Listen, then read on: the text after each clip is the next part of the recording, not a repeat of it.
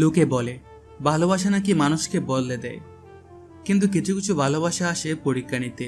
অহংকারের পরীক্ষা, ধৈর্যের পরীক্ষা, আর সবশেষে পরিচয়ের পরীক্ষা।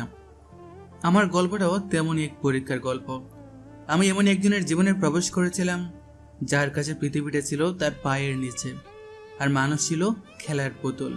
সে জানতো না তার সেই খেলার সবচেয়ে বড় পুতুলটা আসলে আমি নই, বরং আমিই ছিলাম সেই খেলার পরিচালক। তার অহংকারের প্রতিটি আঘাত আমি হাসি মুখে সহ্য করেছি।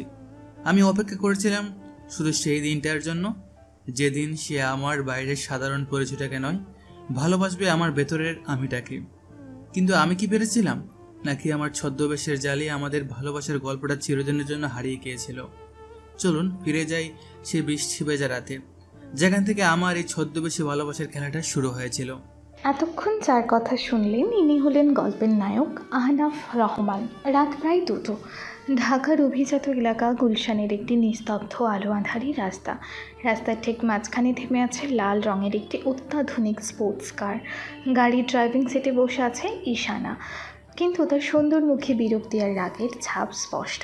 সে বারবার গাড়ির স্টার্ট বাটনে চাপ দিচ্ছে, কিন্তু ইঞ্জিনটা গোঙানির মতো একটা শব্দ করেই আবারও চুপ হয়ে যাচ্ছে। ড্যাম ইট, এই ভাঙা টিনের কোটার আজকেই নষ্ট হওয়া উচিত ছিল। উফ, মেজাজটাই খারাপ করে দিল। এখন এই মাঝরাতে আমি কি করব? সে তার ভ্যানিটি ব্যাগ থেকে ঝকঝকে আইফোনটা বের করে কন্ট্যাক্ট লিস্টে আব্বু নামটি খুঁজতে থাকে। এই লোকটাও না, বলেছিলাম আমার জন্য একটা নতুন মডেলের গাড়ি কিনতে। কে শুনে কার কথা? যত সব পুরানো জিনিস দিয়ে আমাকে বিদায় করতে পারলেই বাঁচে। আজকে এর একটা ভিত করতে হবে। ঈশানা ফোনটা কানে দিতে যাবে, ঠিক তখনই তার গাড়ির হেডলাইটে আলো এসে দেখতে পায় একটি পুরনো মডেলের বাইক ধীরে ধীরে তার গাড়ির দিকে এগিয়ে আসছে। বাইকটা তার গাড়ির পাশে এসে থামে। আরোহীর মাথায় হেলমেট, পরনে সাধারণ জিন্স আর T shirt. Excuse me madam, কোনো সমস্যা? গাড়ি স্টার্ট নিচ্ছে না মনে হচ্ছে। ঈশানা গাড়ির গ্লাসটা সামান্য নামিয়ে তার ছেলের দৃষ্টিতে আপাতমস্তক ছেলেটাকে দেখে বলে, সেটা তো দেখতেই পাচ্ছি, নতুন করে বলার কি আছে? তুমি কি গাড়ির মেকানিক? না, আমি মেকানিক নই, কিন্তু বেসিক কিছু জিনিস চেক করে দেখতে পারি। অনেক সময় ব্যাটারি কানেকশন লুজ হয়ে গেলেও এমন হয়। আপনি যদি অনুমতি দেন। অনুমতি? তোমার মতো একটা লোককে আমি আমার 1 কোটি টাকার গাড়িতে হাত দিতে দেব? পাগল নাকি? তোমার এই নোংরা হাতে আমার গাড়িতে দাগ পড়ে যাবে। ফটো এখান থেকে। আমাকে বিরক্ত করো না, নিজের রাস্তায় যাও। ম্যাডাম, আমি আপনাকে বিরক্ত করতে আসিনি, শুধু সাহায্য করতে চেয়েছিলাম। এই রাস্তাটা রাতের বেলা খুব একটা নিরাপদ নয়, আপনার একা থাকাটা। আমার নিরাপত্তার চিন্তা তোমাকে করতে হবে না। আমার বাবাকে সেটা তুমি জানো? খান গ্রুপের মালিক। আমার একটা ফোন করলে এখানে পুলিশের গাড়ি এসে হাজির হবে। সো আমাকে জ্ঞান না দিয়ে ভালোই ভালো কেটে পড়ো। ঠিক আছে, আপনি যখন চাইছেন না। ছেলেটার নাম আহনাফ এবং আজকের গল্পের নায়ক। সে আর কোনো কথা না বাড়িয়ে তার বাইকটা স্টার্ট দিতে চায়। ঠিক তখনই ঈশানার ফোনে রিং বেজে ওঠে। স্ক্রিনে আব্বু নামটি ভাসছে। হ্যালো আপু, তুমি কোথায়? জানো, তোমার ওই পুরনো ভাঙা গাড়িটা আমাকে রাস্তায় ফেলে রেখে দিয়েছে। আমি এখন মাঝরাতে একা দাঁড়িয়ে আছি, আমার অনেক ভয় করছে। ইসুমা, তুই একদম চিন্তা করিস না। আমি তোকে ফোন করার জন্যই নিয়েছিলাম। তোর জন্য একজন নতুন ড্রাইভার অ্যাপয়েন্ট করা হয়েছে। সেই এখন থেকে 24 ঘন্টা তোর সাথে থাকবে। আমি তোকে তোর লোকেশন পাঠিয়ে দিয়েছি। সে 5 মিনিটের মধ্যে ওখানে পৌঁছে যাচ্ছে। হোয়াট? ড্রাইভার আমার জন্য? আব্বু, তুমি আমার সাথে না বলে এমন একটা সিদ্ধান্ত নিলে? আমার নিজের গাড়ি চালাতে ভালো লাগে, আমি কোনো ড্রাইভার চাই না। না ইস্যু, তোর সেফটি নিয়ে আমি আর কোনো রিস্ক নিতে চাই না। ছেলেটা খুব ভালো, বিশ্বস্ত, তোর সব খেয়াল রাখবে। এখন আর কোনো কথা না, ও আসছে, ফোনটা রাখছি। আব্বু, হ্যালো হ্যালো। ফোনটা কেটে যায়। ঈশানার রাগে হতাশায় ফোনটা পাশের সিটে ছুটে মারে।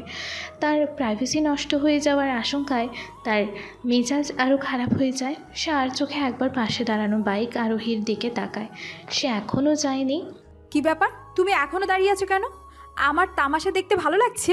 না, আপনার বাবা ফোন করে কি বললেন সেটা শোনার জন্য অপেক্ষা করছিলাম, যদি আপনার সাহায্য লাগতো। আমার কোনো সাহায্যের দরকার নেই, আমার নতুন ড্রাইভার আসছে, তুমি এখান থেকে যেতে পারো। ঠিক আছে। আহনাফ আর কথা না বাড়িয়ে তার বাইকটা রাস্তার একপাশে পার্ক করে হেলমেটটা খুলে তারপর পকেট থেকে একটা চাবির রিং বের করে একটা বাটনে চাপ দেয়। সাথে সাথেই তার পেছনে পার্ক করে রাখা অন্ধকার থেকে একটি কালো সেডেন গাড়ির হেডলাইট জ্বলে ওঠে। ঈশানা অবাক হয়ে দৃশ্যটা দেখে। ছেলেটা ধীর পায় সেই গাড়িটার দিকে এগিয়ে যায়। ড্রাইভিং সিটের দরজা খোলা এবং গাড়িটা চালিয়ে এনে আমার স্পোর্টস কারের ঠিক সামনে দাঁড় করায়। তারপর গাড়ি থেকে নেমে আমার গাড়ির দরজার সামনে এসে দাঁড়ালো। ম্যাডাম, আমি আহনাফ, আপনার নতুন ড্রাইভার। স্যারই আমাকে পাঠালেন। তুমি তুমি আমার ড্রাইভার? অসম্ভব, এটা হতেই পারে না। তুমি নিশ্চয়ই মিথ্যে কথা বলছো। আহনাফ শান্তভাবে পকেট থেকে তার আইডি কার্ডটা বের করে ঈশানার সামনে ধরে। আপনি চাইলে স্যারের সাথে কথা বলে কনফার্ম করে নিতে পারেন। আমার মনে হলো কেউ যেন আমার গালে সজোরে একটা চড় মেরেছে। যে ছেলেটাকে আমি কিছুক্ষণ আগে ফকির বলে অপমান করেছি, যাকে আমি আমার গাড়ি ছুতেও পর্যন্ত দিইনি, সেই ছেলে এখন আমার ব্যক্তিগত ড্রাইভার। এর চেয়ে বড় অপমান আর কি হতে পারে আমার জন্য? আমি রাগে কাঁপতে কাঁপতে বললাম, আমার বিশ্বাস হচ্ছে না আব্বু এমন একটা লোককে আমার ড্রাইভার হিসেবে রাখতে পারে। স্যার হয়তো আমার ব্যাকগ্রাউন্ড চেক করে রেখেছেন ম্যাডাম। এখন আপনি যদি গাড়িতে বসেন তাহলে আমরা যেতে পারি, অনেক রাত হয়েছে। আমি তোমার সাথে কোথাও যাব না। ঠিক আছে, তাহলে আমি স্যারকে ফোন করে জানিয়ে দিচ্ছি যে ম্যাডাম আমার সাথে যেতে রাজি নন এবং তিনি এই অনিরাপদ রাস্তাতেই একা থাকতে চান। আহনাফ ফোন বের করে তার বাবার নাম্বারে ডায়াল করার ভান করতে ঈশানা দ্রুত গাড়ি থেকে নেমে আসে। ওয়েট, ঠিক আছে আমি যাচ্ছি, কিন্তু একটা শর্তে। কি শর্ত ম্যাডাম? আমার এই স্যান্ডেলটা কাদের নষ্ট হয়ে গেছে, এটা পরিষ্কার করে দাও। ঈশানা তার ক্ষমতার চূড়ান্ত অপব্যবহার করে। সে ভেবেছিল আহনাফ হয়তো অপমানিত হয়ে এই কাজটা করতে রাজি হবে না, আর সেই সুযোগে বাবাকে ফোন করে অভিযোগ করতে পারবে। কিন্তু তাকে অবাক করে দিয়ে আহনাফ কোনো প্রতিবাদ না করে পকেট থেকে একটা রুমাল বের করে হাঁটু কেটে নিচে বসে সে খুব যত্ন করে ঈশানার দামি স্যান্ডেল থেকে কাদা মুছে দেয়। আহনাফ কাজটা শেষ করে উঠে দাঁড়িয়ে বলে, হয়ে গেছে ম্যাডাম, আর কিছু করতে হবে? আমার এই শান্ত নির্বিকার আচরণ ঈশানার অহংকারের জন্য আরও বেশি আগুন ধরিয়ে দেয়। সে আর কোনো কথা না বলে হন করে গিয়ে আমার আনা গাড়ির পেছনের সিটে বসে সোজা দরজাটা লাগিয়ে দেয়। আমি শুধু একবার আয়নায় তার রাগী মুখের প্রতিবিম্বটা দেখে মনে মনে হাসলাম। আমি জানি এই অহংকারী রাজকন্যার সাথে আমার পথ চলাটা খুব একটা সহজ হবে না, কিন্তু আমি এই কঠিন চ্যালেঞ্জটা নেওয়ার জন্য প্রস্তুত হয়ে আছি। পরের দিন দুপুরবেলা আহনাফ এখন ঈশানার ব্যক্তিগত ড্রাইভার। প্রথম দিনের নাটকীয় এবং অপমানজনক সাক্ষাতের পর তাদের সম্পর্কের সমীকরণটা এখন মালিক কর্মচারীর, কিন্তু এই সাধারণ সম্পর্কের আড়ালেও চলছে এক নীরব মানসিক লড়াই। বসুন্ধরা সিটি শপিং মলের 4র্থ তলা। ঈশানা এবং তার দুই বান্ধবী শায়লা আর রিয়া জারার শোরুম থেকে হাসতে হাসতে বেরিয়ে আসছে। ঈশানার হাতে শুধু তার ছোট একটা ভ্যানিটি ব্যাগ, কিন্তু তার ঠিক পেছনে হেঁটে আসা আহনাফের দুই হাত ভর্তি বিভিন্ন ব্র্যান্ডের শপিং ব্যাগ।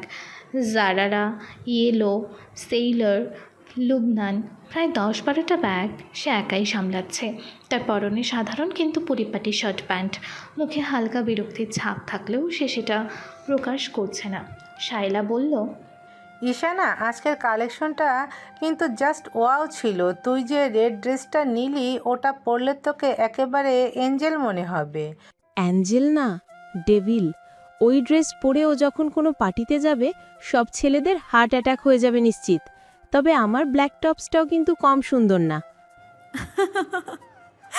তোরা তো শুধু দেখলি আর আমি কিনে ফেললাম, এটাই তোদের আর আমার মধ্যে পার্থক্য। শোন, আমার খুব কফি খেতে ইচ্ছে করছে, চল নর্থ এন্ডে গিয়ে বসি। অবশ্যই, আমারও একটা ডাবল এসপ্রেসো দরকার। সারাদিন তোর পেছনে ঘুরে ঘুরে আমি ক্লান্ত। তারা তিনজন ফুড কোর্টের দিকে এগিয়ে যায়। আহনাফ এতগুলো ব্যাগ নিয়ে তাদের পেছনে হাঁটতে হাঁটতে প্রায় হিমশিম খাচ্ছে। ঈশানা পেছনে না ফিরেই উঁচু গলায় বলে, এই যে মিস্টার ড্রাইভার, এত স্লো হাঁটছো কেন? তোমার জন্য কি আমাদের আলাদা করে রিক্সা ভাড়া করে দিতে হবে নাকি? তাড়াতাড়ি পা চালাও। ম্যাডাম, ব্যাগগুলো অনেক ভারী, একটু আস্তে না হাঁটলে পড়ে যেতে পারি। পড়ে গেলে উঠিয়ে নিবে, এর জন্যই তো তোমাকে রাখা হয়েছে, এটা তোমার ডিউটি। তারা নর্থ এন্ডের একটি কর্নারের টেবিলে দখল করে বসে। ঈশানা তার ব্যাগটা টেবিলে রাখে আর আহনাফকে ইশারায় তাদের পাশে দাঁড়িয়ে থাকতে বলে। রিয়া কফির অর্ডার দিতে দিতে আর চোখে আহনাফের দিকে তাকিয়ে বলে, ঈশানা, তোর এই নতুন ড্রাইভারটা তো দেখতে বেশ হ্যান্ডসাম, একেবারে সিনেমার হিরোদের মতো।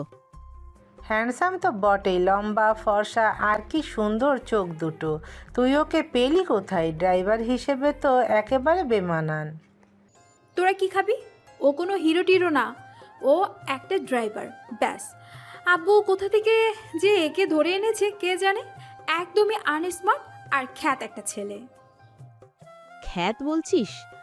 আমার তো ওকে দেখে তা মনে হচ্ছে না। ওর হাঁটা চলা কথা বলার মধ্যে একটা অন্যরকম ব্যাপার আছে, কেমন যেন একটা আভিজাত্য। আচ্ছা, তোমার নামটা কি যেন? ম্যাডাম, আমার নাম আহনাফ। বাহ, নামটাও তো খুব সুন্দর, আহনাফ। তুমি কি অনেক দিন ধরে ড্রাইভিং করছো? জি ম্যাডাম, বেশ কিছুদিন। তার বান্ধবীদের আহনাফের প্রতি এই অহেতুক আগ্রহে ঈশানার একদমই ভালো লাগছিল না।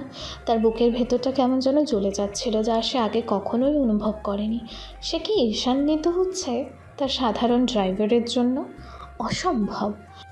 শায়লা, রিয়া, তোরা কি ওর ইন্টারভিউ নেওয়ার বন্ধ করবি?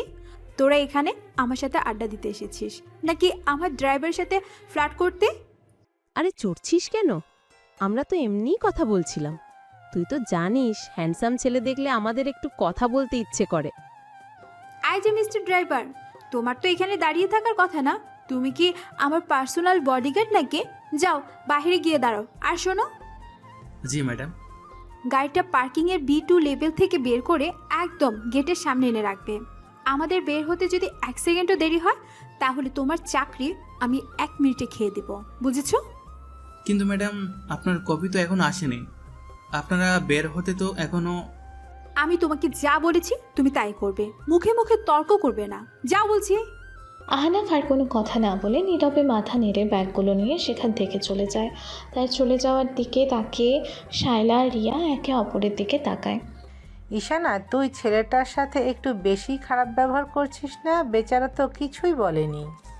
চুপ কর তো। ড্রাইভারের সাথে কেমন ব্যবহার করতে হয় সেটা আমাকে শেখাতে আসিস না। ওদেরকে মাথায় তুলতে নেই, মাথায় তুললে ঘাড়ে চেপে বসে। কিন্তু তুই তো এমন ছিলি না। তুই তো তোর আগের ড্রাইভার করিম চাচার সাথে কত ভালো ব্যবহার করতি। করিম চাচা বয়স্ক মানুষ ছিলেন, আর এ তো একটা ইয়াং ছেলে। ওর সাহস কত আমার মুখের উপর তর্ক করে। হ্যাঁ, ওকে আমি টাইট না দিলে বুঝবে না ও কার চাকরি করছে। ঈশানা মুখে কথাগুলো বললেও তার ভেতরের অস্বস্তিটা কমছিল না। তার বান্ধবীরা কেন আমার প্রশংসা করবে? আমি কেন তাদের সাথে এত ভদ্রভাবে কথা বলবো? আমি তো শুধু ঈশানার ড্রাইভার।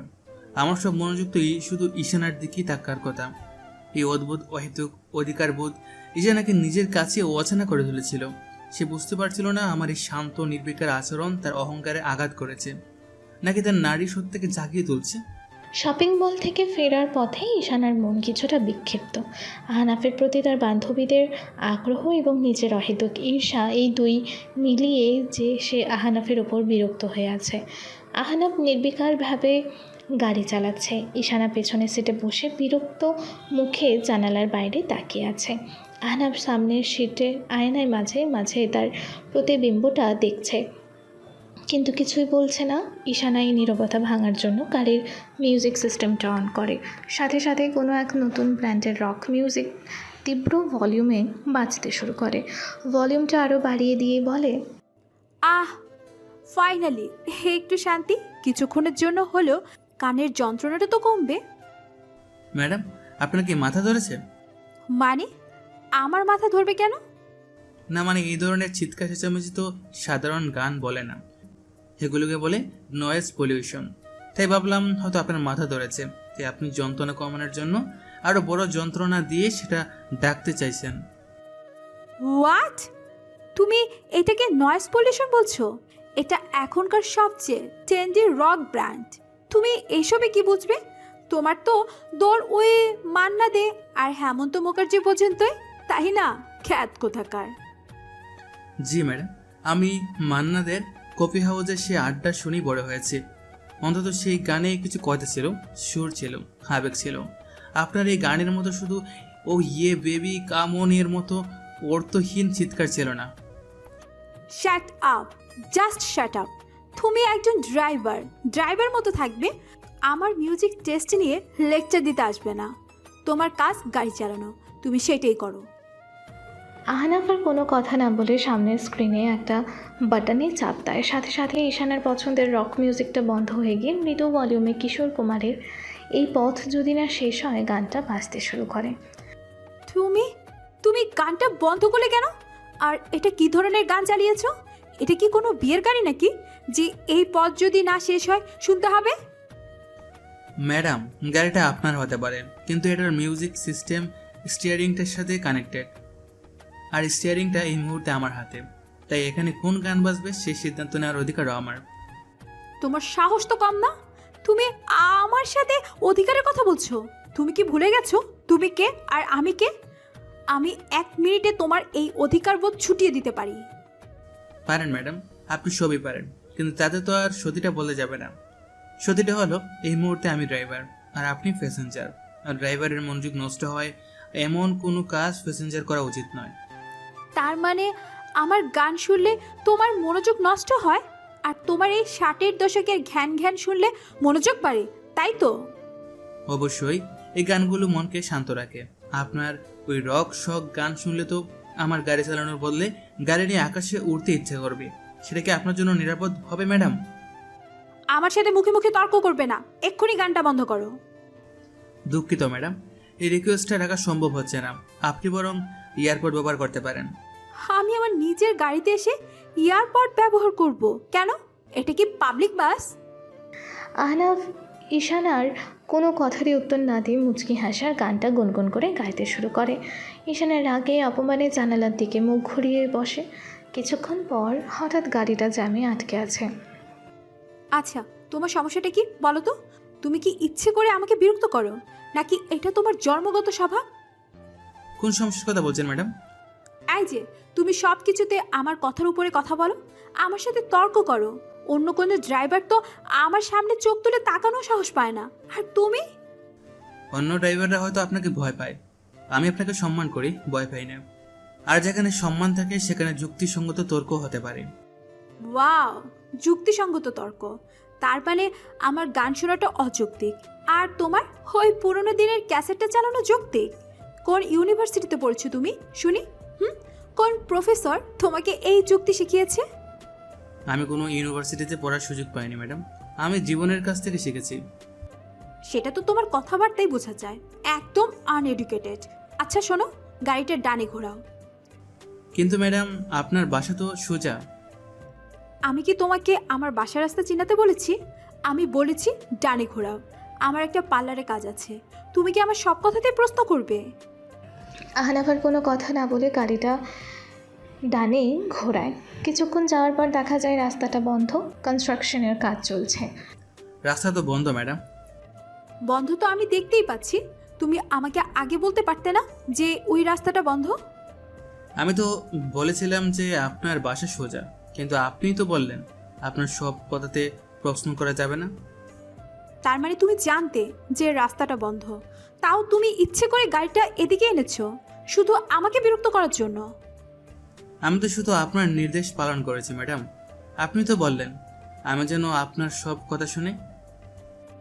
ইউ, উফ, তুমি একটা আস্ত শয়তান, ইডিয়েট।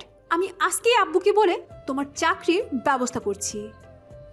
ঈশানা রাগে হতাশায় সিটে মাথা হেলান দিয়ে চোখ বন্ধ করে ফেলে।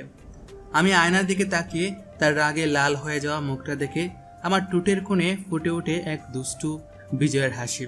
আমি জানি এই অহংকারী রাজকন্যার সাথে লড়াইটা বুদ্ধিমত্তা দিয়েই জিততে হবে, রাগ দিয়ে নয়। গাড়িতে তুমুল ঝগড়ার খুনসুটির পর ঈশানা এবং আহনাফের মধ্যে এক ধরনের অদ্ভুত বোঝাপড়া তৈরি হয়েছে। ঈশানা এখনও বাইরে থেকে কঠোর থাকলেও আহনাফের প্রতি তার মনোভাব কিছুটা নরম হয়েছে। আহনাফও ঈশানার অহংকারের আড়ালের মানুষটাকে চেনার চেষ্টা করছে।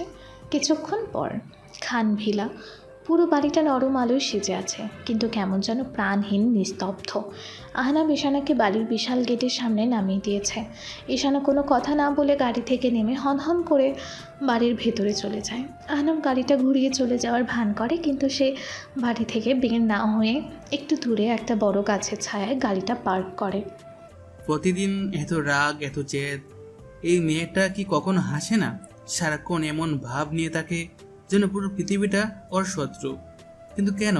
এত টাকা, এত বিলাসিতা, সব কিছু থাকার পরও ওর চোখে কেন এত শূন্যতা? আহনাফ গাড়ির ইঞ্জিনটা বন্ধ করে দেয়।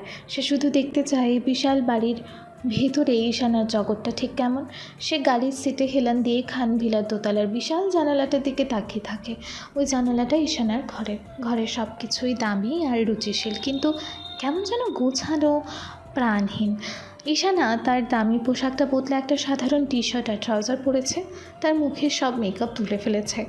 এখন তাকে আর খান গ্রুপের অহংকারী রাজকন্যা মনে হচ্ছে না, মনে হচ্ছে পাশের বাড়ির কোনো সাধারণ ক্লান্ত মেয়ে।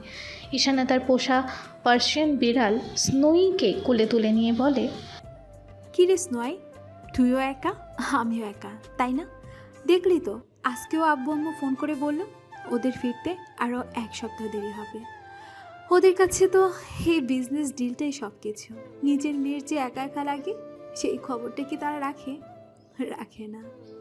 ঈশানা বিড়ালটার মাথায় হাত বোলাতে বোলাতে বলে, আজকে ওই ড্রাইভারটা আমাকে কি জ্বালিয়েছে জানিস? কি সব 60-এর দশকের গান শুনে, আবার আমার সাথে মুখে মুখে তর্ক করে। ছেলেটা একটা আস্ত উজবুক, কিন্তু কিন্তু কেন যেন ওর সাথে ঝগড়া করতো আমার ভালো লাগে। অন্তত কেউ তো আছে যে আমার সাথে কথা বলে, আমাকে উত্তর দেয়। শুধু তুই মিউ মিউ মিউ করিস। ঈশানা বিড়ালটাকে কোল থেকে নামিয়ে দিয়ে তার বিশাল ক্যানভাসের সামনে গিয়ে দাঁড়ায়। সে রং তুলি হাতে নেয় এবং আনমনে আঁকতে শুরু করে। তার ছবির বিষয়বস্তু প্রায় সবসময় একটা বিশাল সুন্দর ধাঁচের ভেতরে বন্দি একটা রঙিন পাখি। গাড়ির ভেতরে বসে থাকা আহনাফ সে দূর থেকে ঈশানার ঘরের ভেতরের আবছা ছায়ামূর্তিটা দেখতে পাচ্ছে। সে দেখতে পাচ্ছে ঈশানা তার ক্যানভাসের সামনে দাঁড়িয়ে আছে। হঠাৎ তার ফোনটা বেজে ওঠে। স্ক্রিনে আব্বু নামটি ভাসছে। হ্যালো আব্বু, আসসালামু আলাইকুম। আহনাফের বাবা রহমান সাহেব বলেন, ওয়ালাইকুম আসসালাম। কোথায় তুই এখন? এখনো ফিরিসনি? না আব্বু, এই তো ফিরছি। রাস্তায় একটু জ্যাম ছিল। আম্মু ঘুমিয়ে পড়েছে? না, তোর জন্য অপেক্ষা করছে। শোন, তোর সিরাজ আঙ্কেল ফোন করেছিলেন। ঈশানা মা নাকি খুব জেদ করেছে, তোকে ছাড়া অন্য কোনো ড্রাইভারের সাথে সে যাবে না। ব্যাপারটা কি বলতো? তুই কি মেয়েটাকে ঠিকমতো হ্যান্ডেল করতে পারছিস, না কোনো সমস্যা হচ্ছে? না আব্বু, কোনো সমস্যা নেই। আমি ওকে হ্যান্ডেল করতে পারবো, আপনি চিন্তা করবেন না। আসলে সমস্যাটা ওর নয়, সমস্যাটা ওর একাকিত্বের। আপনি আর সিরাজ আঙ্কেল তো আপনাদের বিজনেস নিয়ে এত ব্যস্ত হয়ে পড়লেন যে ভুলেই গেলেন আপনাদের ছেলে মেয়েরও বড় হচ্ছে, তাদেরও আপনাদের সঙ্গ দরকার। তুই ঠিকই বলেছিস। আমরা হয়তো সেরা বিজনেসম্যান হতে পেরেছি, কিন্তু সেরা বাবা হতে পারিনি। যাক, তুই তাড়াতাড়ি বাসায় চলে আয়। আর শোন, সিরাজকে আমি বলে দিয়েছি তুই 24 ঘন্টাই ঈশানার খেয়াল রাখবি। এটা শুধু তোর চাকরি নয়, এটা তোর দায়িত্ব। আমি জানি আব্বু, আমি আমার দায়িত্ব ঠিকভাবে পালন করব। আহনাফ ফোনটা রেখে দেয়। সে আবারও ঈশানার ঘরের দিকে তাকায়। সে দেখে ঈশানা এখন আর ছবি আঁকছে না। সে তার ঘরের বারান্দায় এসে দাঁড়িয়েছে। তার হাতে একটা মগ, হয়তো কফি খাচ্ছে। রাতের নিস্তব্ধতায় উঁচু বিল্ডিংয়ের ওপর থেকে সে নিচের শহরের দিকে তাকিয়ে আছে। তার চশমার কাঁচটা ল্যাম্পপোস্টের আলোয় চিকচিক করছে। কফিতে চুমুক দিয়ে আকাশের দিকে তাকিয়ে বলে, আচ্ছা, ওই ড্রাইভার ছেলেটা আহনাফ, ও এখন কি করছে? ও কি ওর পরিবারের সাথে বসে এখন গল্প করছে? ওর মা কি ওকে ভাত বেড়ে খাওয়াচ্ছে? ওর বাবা কি ওর সাথে দেশের অবস্থা নিয়ে আলোচনা করছে? সে নিজের অজান্তেই আহনাফের বানানো সাধারণ পরিবারের কথা ভাবতে থাকে। দূর, আমি কেন ওর কথা ভাবছি? ও তো শুধু আমার একজন কর্মচারী। ওর জীবন নিয়ে আমার এত মাথা ব্যথা কেন? ও কালকে আবার আমার সাথে তর্ক করবে, ঝগড়া করবে। এইটাই তোর কাজ, আর আমার কাজ হলো ওকে বকা দেওয়া। কথাগুলো সে মুখে বললেও তার মনটা কেন যেন সায় দিচ্ছিল না। আহনাফের সেই শান্ত দৃঢ় চোখ দুটো, তার সে মুচকি হাসি, তার সে নির্ভীক আচরণ, সব কিছুই তার মনের ভেতর কোথাও যেন একটা ছাপ ফেলে গেছে। সে প্রথমবার অনুভব করলো এই বিশাল বিলাসবহুল খাঁচার ভেতরে তার দম বন্ধ হয়ে আসছে। তারও ইচ্ছে করছে আহনাফের মতো সাধারণ কিন্তু ভালোবাসাময় পরিপূর্ণ একটা জীবন পেতে।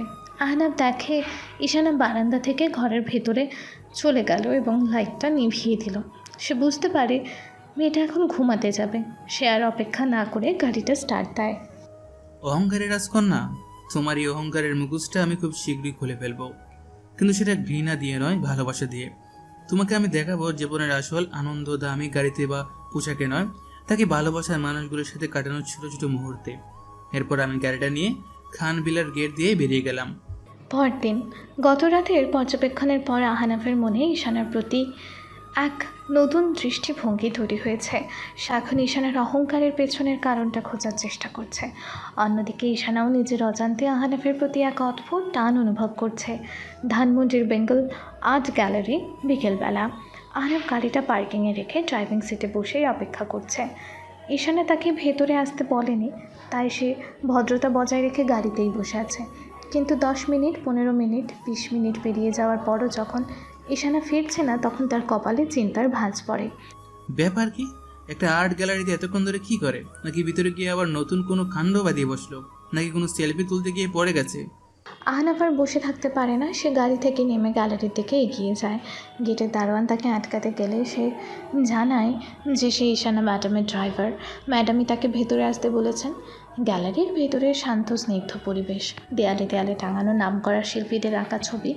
দর্শনার্থীর সংখ্যা খুব বেশি নয়। আহনাফ ভিড় এড়িয়ে চোখ দিয়ে ঈশানাকে খুঁজছে। এই মেয়েটা গেল কোথায়? এত বড় গ্যালারিতে এখন ওকে আমি খুঁজে বের করবো কিভাবে? এমন ভাব নেই যেন উনি ভিক্টোরিয়া মেমোরিয়াল আর আমি হলাম তার দর্শনার্থী। আমাকে তো একটা ফোনও দিতে পারতো। আহনাফ খুঁজতে খুঁজতে গ্যালারির শেষ প্রান্তের একটি অন্ধকার গ্যালারিতে প্রবেশ করে। সেখানে ঢুকে সে ঈশানাকে দেখতে পায়। ঈশানা দর্শকদের থেকে একটু দূরে একা একটি বিশাল পেন্টিংয়ের সামনে স্তব্ধ হয়ে দাঁড়িয়ে আছে। তার দৃষ্টি এতটাই তন্ময় যে আহনাফের উপস্থিতি সে টেরও পায়নি। ম্যাডাম, তুমি তুমি এখানে কি করছো? আমি না তোমাকে গাড়িতে অপেক্ষা করতে বলেছিলাম। আমার পার্সোনাল ডেস্কে ঢোকার পারমিশন তোমাকে কে দিয়েছে? ম্যাডাম প্রায় 40 মিনিট হয়ে গেছে। আপনার কোনো খবর না পেয়ে আমি একটু টেনশনে পড়ে গেছিলাম, তাই দেখতে এলাম আপনি ঠিক আছেন কিনা। টেনশন? আমাকে নিয়ে তোমার টেনশন করতে হবে না। আমার দেখাশোনা করার জন্য যথেষ্ট লোক আছে। তুমি বরং নিজের চরকায় তেল দাও। জি ম্যাডাম, কিন্তু এই মুহূর্তে তো আমি আপনার লোক, তাই চরকার তেল দেওয়ার পাশাপাশি আপনার খবর নেওয়াটাও আমার ডিউটির মধ্যে পড়ে। হয়েছে, অনেক লেকচার দিয়েছো। এখন এসেছো যখন, তখন বলো এই পেন্টিংটা দেখে তোমার কি মনে হচ্ছে? আহনাফ এইবার ভালো করে পেন্টিংটার দিকে তাকায়। ছবিটি সত্যি অসাধারণ। সোনালি রঙের একটা বিশাল খাঁচার ভেতরে বন্দি হয়ে আছে সুন্দর রঙিন একটি পাখি। পাখিটার ডানা দুটো খোলা, চোখ দুটো খাঁচার ওপরের ছোট্ট একটা জানালা দিয়ে দেখা যাওয়া নীল আকাশের দিকে। পাখিটার চোখে একই সাথে বন্দিত্বের যন্ত্রণার মুক্তির আকুতি ফুটে উঠেছে। আহনাফ কিছুক্ষণ চুপ করে থেকে বলে ওঠে, আমার তো দেখে মনে হচ্ছে পাখিটা খুব একা। একা? তোমার কি মনে হচ্ছে না যে এই পাখিটা খুব ধনী? দেখছো না খাঁচাটা সোনার তৈরি। খাঁচা সোনার হোক বা লোহার, ম্যাডাম খাঁচা তো খাঁচাই। সোনা দিয়ে হয়তো শরীরটাকে বন্দি করে রাখা যায়, কিন্তু মনটাকে তো আর কেনা যায় না। পাখিটার মন তো ওই নীল আকাশে উঠছে। আমার মনে হয় ও যদি সুযোগ পেত তাহলে এই সোনার খাঁচাটা ভেঙে মুহূর্তেই উড়ে চলে যেত। আহনাফের এই সহজ কিন্তু গভীর ব্যাখ্যাটা শোনার বুকের ভেতরটায় গিয়ে আঘাত করে ঈশানার। সে ঠিক এই কথাগুলোই ভাবছিল। এই সাধারণ ড্রাইভার ছেলেটা কিভাবে তার মনের কথাগুলো এত সহজে বলে দিল। ওয়াও, ড্রাইভার হিসেবে তো দেখি এখন আর্ট ক্রিটিকেও হয়ে গেছেন। তোমার তো চাকরি ছেড়ে দিয়ে গ্যালারিতে কিউরেটর হিসেবে জয়েন করা উচিত। ভালোই টাকা পাবে। টাকার লোভ আমার নেই ম্যাডাম। আমি আমার ড্রাইভিং চাকরিটা নিয়ে খুব খুশি, কারণ এই চাকরিতে প্রতিদিন আপনার মধ্যে একজন মাস্টারপিসকে কাছ থেকে দেখার সুযোগ হয়। Shut up! একদম ফাজলামি করবে না। তুমি কি আমাকে আর্ট পিস বলে অপমান করছো? অপমান কেন হবে?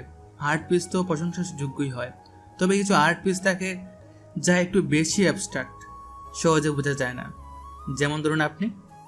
মানে কি তুমি আমাকে ইয়াবস্টাক আর্ট বললে, যার কোনো মাথা মুন্ডুই নেই? আরে না না, আমি তা বলিনি। আমি বলতে চেয়েছি আপনি বাইরে থেকে যতটা কঠিন, যতটা জটিল, ভেতরটা হয়তো আপনার ততটাই সরল, ঠিক ওই পাখিটার মতো। আহনাফ কথাটা বলেই বুঝতে পারে সে হয়তো একটু বেশি বলে ফেলেছে। ঈশানা কিছুক্ষণ তার দিকে বড় বড় চোখ করে তাকিয়ে থাকে, তারপর হঠাৎ করেই হেসে ফেলে। তুমি আসলে একটা পাগল আহনাফ। তোমার সাথে কথায় পারা যাবে না। চলো এখান থেকে বের হওয়া যাক। আমার মেজাজটা তুমি পুরোপুরি খারাপ করে দিয়েছো। আমার তো মনে হচ্ছে আপনার মেজাজটা আগের চেয়ে একটু ভালো হয়েছে ম্যাডাম। একদম না, আমার এখন আইসক্রিম খেতে ইচ্ছে করছে, আর তার বিলটা তুমি দিবে। আমি? আমার মতো গরিব ড্রাইভারে কি আপনাকে আইসক্রিম খাওয়ানোর সামর্থ্য আছে ম্যাডাম? সেটা আমি জানি না। তুমি আমাকে 8 পিস বলে অপমান করেছো, এটা তারই শাস্তি। চলো। ঈশানার কথা না বাড়িয়ে গ্যালারি থেকে বেরিয়ে যায়। তার হাঁটার ভঙ্গিতে আজ আর সে অহংকার নেই, আছে এক ধরনের ছেলে মানুষই অধিকার বোধ। আমিও তার যাওয়ার পথের দিকে তাকিয়ে রইলাম। এই সোনার কাছের পাখিটা হয়তো সত্যি এখন উড়তে চাইছে, আর সেই মুক্তির আকাশে উড়তে পারার জন্য তার হয়তো একজন সঙ্গীর প্রয়োজন। আমি নিঃশব্দে সিদ্ধান্ত নিলাম, আমি হব সেই সঙ্গী। এজন্য আমাকে আমার ছদ্মবেশের আড়ালে আরও কিছুদিন অপেক্ষা করতে হোক না কেন। আর্ট গ্যালারি থেকে বেরিয়ে ঈশানা আহনাফের ওপর তার আইসক্রিম খাওয়ার বিল চাপিয়ে দিয়েছে। আহনাফ তাকে নিয়ে ধানমন্ডির একটি জনপ্রিয় আইসক্রিম পার্লারে এসেছে। ধানমন্ডির ক্লাব জেলটো আইসক্রিম পার্লার। ভেতরে তরুণ তরুণীদের ভিড় আর হালকা মিউজিক। ঈশানা একটা কর্নারের টেবিলে বসে মেনু কার্ড দেখছে, আর আহনাফ কাউন্টারের সামনে দাঁড়িয়ে আছে অর্ডার দেওয়ার জন্য। এই যে মিস্টার আর্ট ক্রিটিক, শুধু দাঁড়িয়ে থাকলে চলবে? হ্যাঁ, আমার জন্য একটা বেলজিয়ান চকোলেট আর একটা solid caramel double scoop order করবে। ম্যাডাম, আপনার কি সত্যি সত্যি মনে হয় আমার মতো একজন গরিব ড্রাইভারের পক্ষে এত দামি আইসক্রিম খাওয়ানোর সামর্থ্য আছে? আমার তো পুরো দিনের বেতনই শেষ হয়ে যাবে। সেটা তোমার সমস্যা, আমার না। তুমি আমাকে অ্যাবস্ট্রাক্ট আর্ট বলে অপমান করেছো, এটা তারই ফাইন। চুপচাপ অর্ডার করো, না হলে আমি কিন্তু এখানে সবচেয়ে দামি আইসক্রিমটা অর্ডার করে বসবো। জি ম্যাডাম, আপনার হুকুমই শিরোধার্য। আহনাফ দুটো আইসক্রিম নিয়ে এসে টেবিলে বসে। সে নিজের জন্য একটা সাধারণ ভ্যানিলা ফ্লেভার নিয়েছে। কি ব্যাপার, তুমি ভ্যানিলা খাচ্ছ কেন? তোমার কি চকলেট পছন্দ না?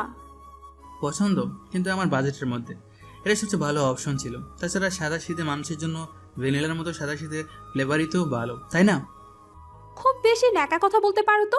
নাও, আমার এখান থেকে একটু চকলেট খাও। ফাইন দিয়েছো বলে কি কিছুই খাবে না নাকি? ঈশানা তার চামচ দিয়ে একটুখানি আইসক্রিম তুলে আহনাফের মুখের সামনে ধরে। আহনাফ কিছুটা অবাক হয়, কিন্তু সে কোনো কথা না বলে খেয়ে নেয়। টেস্ট তো ভালোই, কিন্তু কিন্তু কি? কিন্তু আপনার মতো এত মিষ্টি নয়। শ্যাট আপ, একদম ফ্লার্ট করার চেষ্টা করবে না। ভুলে যেও না তুমি এখনো আমার ড্রাইভারই আছো।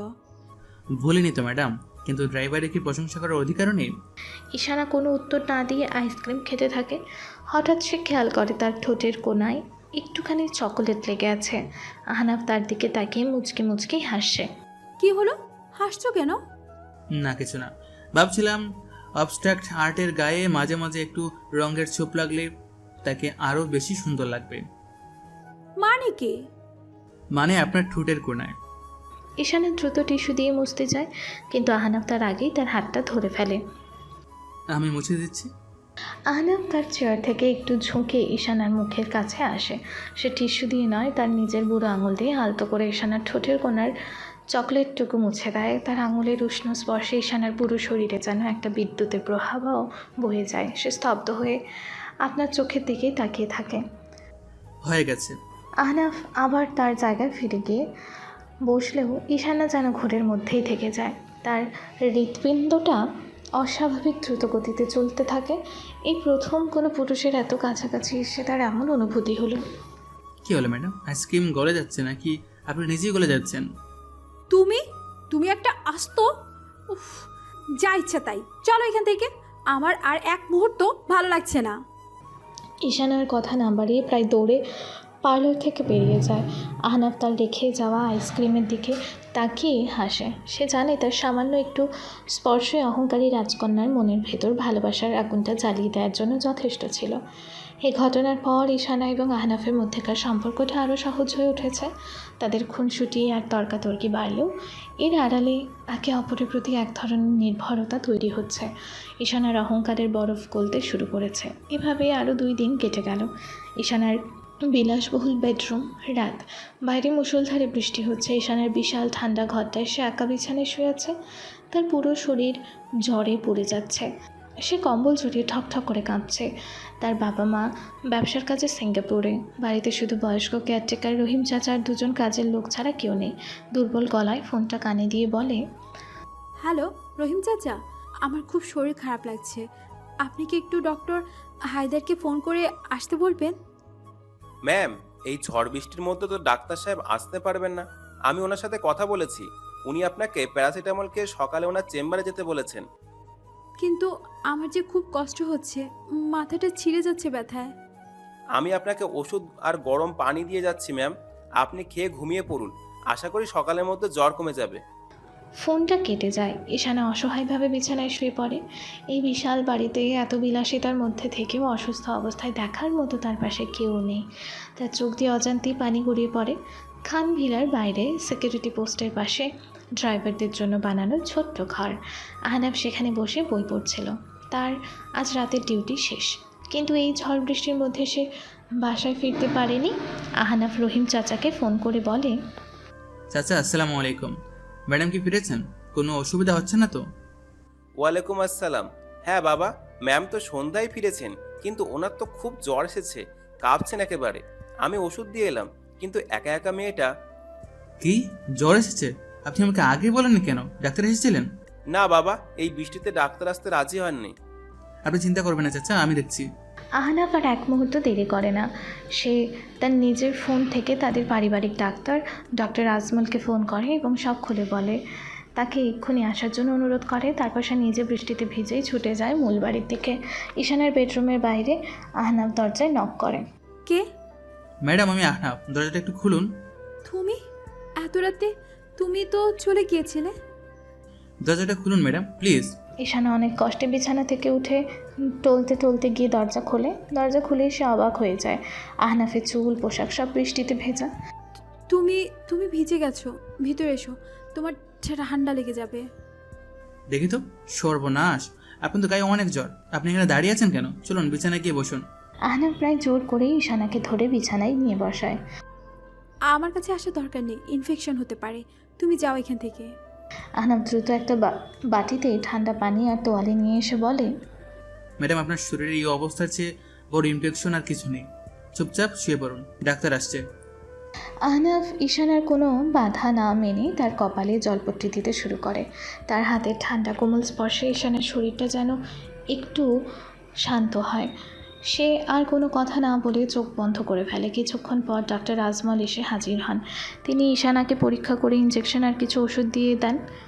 ভয়ের কিছু নেই, ভাইরাল ফিভার, তবে খুব দুর্বল হয়ে পড়েছে। ওকে ঠিকমতো ওষুধ খাওয়াবে আর মাথায় জলপট্টি কন্টিনিউ করবে। আর হ্যাঁ, ওকে একা রেখে কোথাও যাবে না। জি ডাক্তার সাহেব, আপনি চিন্তা করবেন না। ডাক্তার চলে যাওয়ার পর আহনাফ চেয়ার টেনে ঈশানার বিছানার পাশে বসে। সে সারা রাত ধরে তার মাথায় জলপট্টি দিতে থাকে। ঈশানার জ্বরের ঘরে বিড়বিড় করতে শুরু করে, আব্বু, আব্বু তুমি চলে যেও না, আমার একা একা ভয় করে। আব্বু দেখো না, আমার বার্থডে তো, তোমরা এলে না। আব্বু, আব্বু একা না, আমি না, আমি। আহনাফ নীরবে ঈশানার এই অবচেতন মনের কথাগুলো শুনতে থাকে। তার বুকের ভেতরটা ঈশানার জন্য কষ্টে ভরে ওঠে। সে বুঝতে পারে এই অহংকারী জেদি মেয়েটার ভেতরে আসলে লুকিয়ে আছে ছোট্ট একটা শিশু, যে তার বাবা মায়ের একটুখানি সঙ্গের জন্য কাঙাল। ভোরের দিকে ঈশানার জ্বরটা কিছুটা কমে সে আচ্ছন্ন চোখে তাকিয়ে দেখে আহনাফ তার পাশে চেয়ারে বসে ঘুমিয়ে পড়েছে। তার হাতটা তখনও ঈশানার কপালে রাখা জলপট্টির ওপর। এই দৃশ্যটা ঈশানার মনের ভেতরে সবটুকু অহংকার, সবটুকু দ্বিধা চুরমার করে দেয়। তার জ্বর প্রায় নেই বললেই চলে। সে ফ্রেশ হয়ে ঘর থেকে বেরিয়ে দেখে ডাইনিং টেবিলে গরম গরম স্যুপ আর টোস্ট সাজানো। রান্নাঘর থেকে ভেসে আসছে কফির গন্ধ। সে রান্নাঘরে গিয়ে দেখে আহনাফ তার জন্য কফি বানাচ্ছে। ঈশানা ফ্রেশ হতে হতে আহনাফ এসব কিছু করেছে। তুমি তুমি এখনো যাওনি? গুড মর্নিং ম্যাডাম, এখন কেমন লাগছে আপনার? ডাক্তার সাহেব বলেছেন আপনাকে একা রেখে যাওয়া যাবে না, তাই ভাবলাম আপনার ডিউটিটা পার্মানেন্টলি নিয়ে নেই। কাল রাতে তুমি সারা রাত আমার পাশে ছিলে। ছিলাম তো, আপনার জ্বরের ঘুরে বলা গল্পগুলো শুনছি, আপনার ছোটোবেলার একাকিত্বের গল্প, আপনার বাবা মায়ের জন্য জমানো অভিমানের গল্প, সব কিছু। আমি দুঃখিত, আমি তোমাকে অনেক কষ্ট দিয়েছি, অনেক অপমান করেছি। এই যে নিন আপনার কপি। আর আপনি কোনো কষ্ট দেননি, আপনি শুধু আপনার ভেতরের কষ্টটা প্রকাশ করেছেন। আর আপনার জায়গায় আমি থাকলে হয়তো তাই করতাম। ঈশানা আর কিছু বলতে পারে না। সে কফির মগটা হাতে নিয়ে চুপচাপ দাঁড়িয়ে থাকে। কিছুক্ষণ পর ঈশানা খুব মৃদু কিন্তু স্পষ্ট গলায় বলে, ধন্যবাদ আহনাফ। কি? আমি কি ঠিক শুনলাম? আপনি আমাকে ধন্যবাদ বললেন আর আর আহনাফ বলেও রাখলেন? আজকে সুযোগটা কোন দিকে উঠলো বলুন তো? খুব বেশি মজা করবে না, ধন্যবাদ দিয়েছি, কারণ তুমি সত্যিই ধন্যবাদ পাওয়ার যোগ্য। তুমি না থাকলে কাল রাতে আমার কী যে হতো আমি নিজেও জানি না। আপনার ধন্যবাদটা আমি গ্রহণ করলাম ম্যাডাম, তবে একটা শর্তে। কি শর্ত? আজ থেকে আপনি আমাকে আর ড্রাইভার বলে ডাকবেন না, আর আমিও আপনাকে আপনি বলবো না। আমাদের সম্পর্কটা এখন আর শুধু মালিক কর্মচারী নয়, তাই না? তাহলে কি? বন্ধু হতে পারি কি আমরা? ঈশানা কিছুক্ষণ আমার চোখের দিকে তাকিয়ে থাকে। সেই চোখে আমি আজ দেখতে পাই নির্ভরতা, আস্থার একরাশ উষ্ণতা। সে আলতো করে মাথা নেড়ে সম্মতি জানায়। অসুস্থতার সময় আহনাফের সেবা যত্নে ঈশানার মনের সবটুকু অহংকার গলে গেছে। তাদের মধ্যে এখন আর মালিক কর্মচারীর সম্পর্ক নেই, বরং জন্ম নিয়েছে এক সুন্দর বন্ধুত্ব। ঈশানা এখন আহনাফের সাথে অনেক সহজ এবং স্বাভাবিক। কয়েকদিন পর ঈশানা তার ভার্সিটির জন্য তৈরি হয়ে নিচে নেমে এসেছে। আহনাফ গাড়ি নিয়ে গেটের সামনেই অপেক্ষা করছিল। ঈশানা গাড়িতে বসতেই আহনাফ গাড়িটা স্টার্ট দেয়। বনানীর 11 নম্বর রোড দিয়ে যাওয়ার সময় হঠাৎ করে আহনাফ রাস্তার পাশে একটা ছোট্ট নার্সারির সামনে গাড়িটা থামায়। কি হলো, এখানে গাড়ি থামালে কেন? আমার ক্লাসে দেরি হয়ে যাচ্ছে তো। 2 মিনিট লাগবে ঈশানা, প্লিজ একটু বসো, আমি এক্ষুনি আসছি। এই প্রথম আহনাফ তাকে ম্যাডাম বা আপনি না বলে সরাসরি ঈশানা বলে সম্বোধন করলো। ব্যাপারটা ঈশানাকে অবাক করলেও তার খারাপ লাগলো না, বরং তার ভালোই লাগলো। সে চুপ করে বসে রইল। আহনাফ গাড়ি থেকে নেমে নার্সারিটার ভেতরে যায়। নার্সারিটা ছোট কিন্তু খুব সুন্দর করে সাজানো, নানা রকম ফুল আর পাতাবাহারের চারা দিয়ে ভরা। আহনাফ ঘুরে ঘুরে গাছ দেখছে। ঈশানা গাড়ির কাচের ভেতর দিয়ে কৌতূহলী চোখে তাকে লক্ষ্য করছে। এই ছেলেটার ব্যাপারটাই অদ্ভুত। কখনো সে ড্রাইভার, কখনো সে আর্ট ক্রিটিক, কখনো কেয়ারটেকার, আবার এখন দেখছি বৃক্ষপ্রেমী। ওর ভেতরে আর কি কি লুকিয়ে আছে কে জানে। আহনাফ অনেকগুলো গাছ দেখার পর ছোট একটা সবুজ মানি প্লান্টের চারা পছন্দ করে।